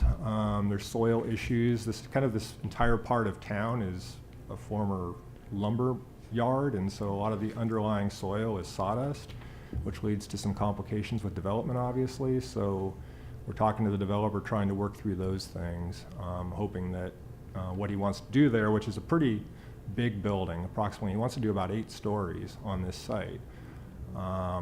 Hopefully he can do that given the soil conditions, so that's something we have to work through with him. But the sales price for this site right now is $2.8 million. I'm quite certain the developer is going to ask for a little bit of a reduction given the soil conditions, but we'll try and work through that, because what he's planning to do there, it's more of a creative office / maker space. This parcel is not zoned for housing, so you couldn't do housing there even if you wanted to. But it would be a dense and active use. And he's hoping to do approximately, if he can do up about 100,000 square feet there, that's what he'd like to do. Is that, sorry. Is that where the big hole is over there? It's kind of a kitty corner across. The fill. Yeah, kitty corner across. Okay, all right. So the last site, it's a tiny little site. It's about 3,500 square feet. It's right next to the Clinton Station on Portland-Milwaukee. And this is one I was very surprised how much interest there was, and frankly, we didn't even necessarily intend to sell it. We'd had a deal that, I don't know if you guys remember the cargo texture concept that might have happened on this site. That never worked out, and we were kind of prepared to just landscape it because it's a little 3,500 square foot parcel and didn't seem like it was necessarily right for development, but we got lots of people asking about it, so we listed it and got 6 offers. And the winning offer was $185,000 when the appraised value was about $50,000. So you're limited on what you can do on the site, obviously, but he's planning on doing 2, maybe 3 stories of, again, creative office use. So it'd be about a 7,000-ish foot building, but bring some activity to the station area. And so we think that's a good use. So, and that's the list. That's kind of where we are. Again, I'm hoping we're going to try and do the best we can to push these things forward and make them happen. I'm not sure that all of them will, but we'll give it our best shot. How many other parcels do we have? Well, it also depends on whether you want to look into selling portions of underutilized park and rides, and that's something I meant to mention and didn't. But we have had interest, particularly in the 122nd and Burnside park and ride site. So we don't have a ton of other excess land that is unaccounted for. We have a site down not too far from OHSU and Zidell down on Moody Avenue that we're going to list fairly soon. Other than that, wow. you Well, know. there's also 2 parcels on 17th Avenue, right near the Center Right. Street facility that we've got. Not quite full blocks, but we've been trying to market those again to multifamily housing units, or some other creative ideas that we've had. So those have been a little more difficult. I think we'll look at some other non-residential uses to see if those are compatible with the area, and also maybe something that has some synergy with TriMet operations. Is it too early to start planning for property that you want to acquire? For the light rail projects? Yes, as a general rule, it is, because we haven't completed our environmental phase yet, although there are potential exceptions, but generally you have to wait. So just generally, and we're in the midst of some of these conversations right now, but is during the environmental process, we're sort of prohibited from prejudicing the outcome by buying certain properties. But there are other exceptions, hardships, or other circumstances that allow us to move ahead and buy a parcel. So actually, there's a couple situations that we are looking at now. I was just thinking about reinvesting any of the proceeds from selling off. So I think Dee will tell you we have one fund in TriMet, and it's kept in her bottom desk drawer. But the bottom line is there are sort of these mental calculations that go on about, how do you begin to leverage forward. One thing over unleveraging something else. So a question I had in terms of the development of these, are we party to the development agreements, or are we just selling the properties? Right, yeah, we are not. We've kind of taken the viewpoint that in this hot real estate market, we don't really add a whole lot of add a whole lot of value, frankly, to that process. Although we have restricted the kind of the minimum development that can happen to make sure someone doesn't do something completely inappropriate for the site. So that's kind of how we're dealing with that. So is Metro involved in these with their transit-oriented development program? They've talked to us about our sites. They are aware. They have a funding mechanism as well that developers generally go to, and try and close, get some additional funding. So yeah, we've been coordinating with Metro and the Portland Housing Bureau as well on all these. So what action then, if any, does this board need to take on any of these? None. This is informational for you, and no potential action. We'll obviously keep you updated as the conversations go on. As Lance noted, these processes a little bit like I don't know, watching ice melt or paint dry. They are really sort of something that take a lot of time, a lot of due diligence goes into it before the developer wants to sort of plop down and sign the dotted line for possession. So It takes a lot of patience, but actually, one of the reasons I did want to do this report was, number one, so that you knew about this, but also you might recall probably well over a year ago, the board did approve some broker contracts, and that has been actually very instrumental in helping to market some of these strategies to the development community and probably provide that, frankly, specialized outreach that we would not know how to do without the help of the brokers. So that's been very, very useful. We got 2 firms to be using? Yes, we had, yeah. We have Cushman Wakefield and Kidder Matthews. Kidder we're Matthews, using. Right. Yeah. Exactly. No, this is exciting. I'm glad to see it. That's good. Good work. I'm glad to see the parcels be utilized. Yeah. It's wonderful. So does that conclude our briefing? That concludes the briefing. Thank you for your patience. Thank you for the information. It was very, very informative. All right. You know, I do.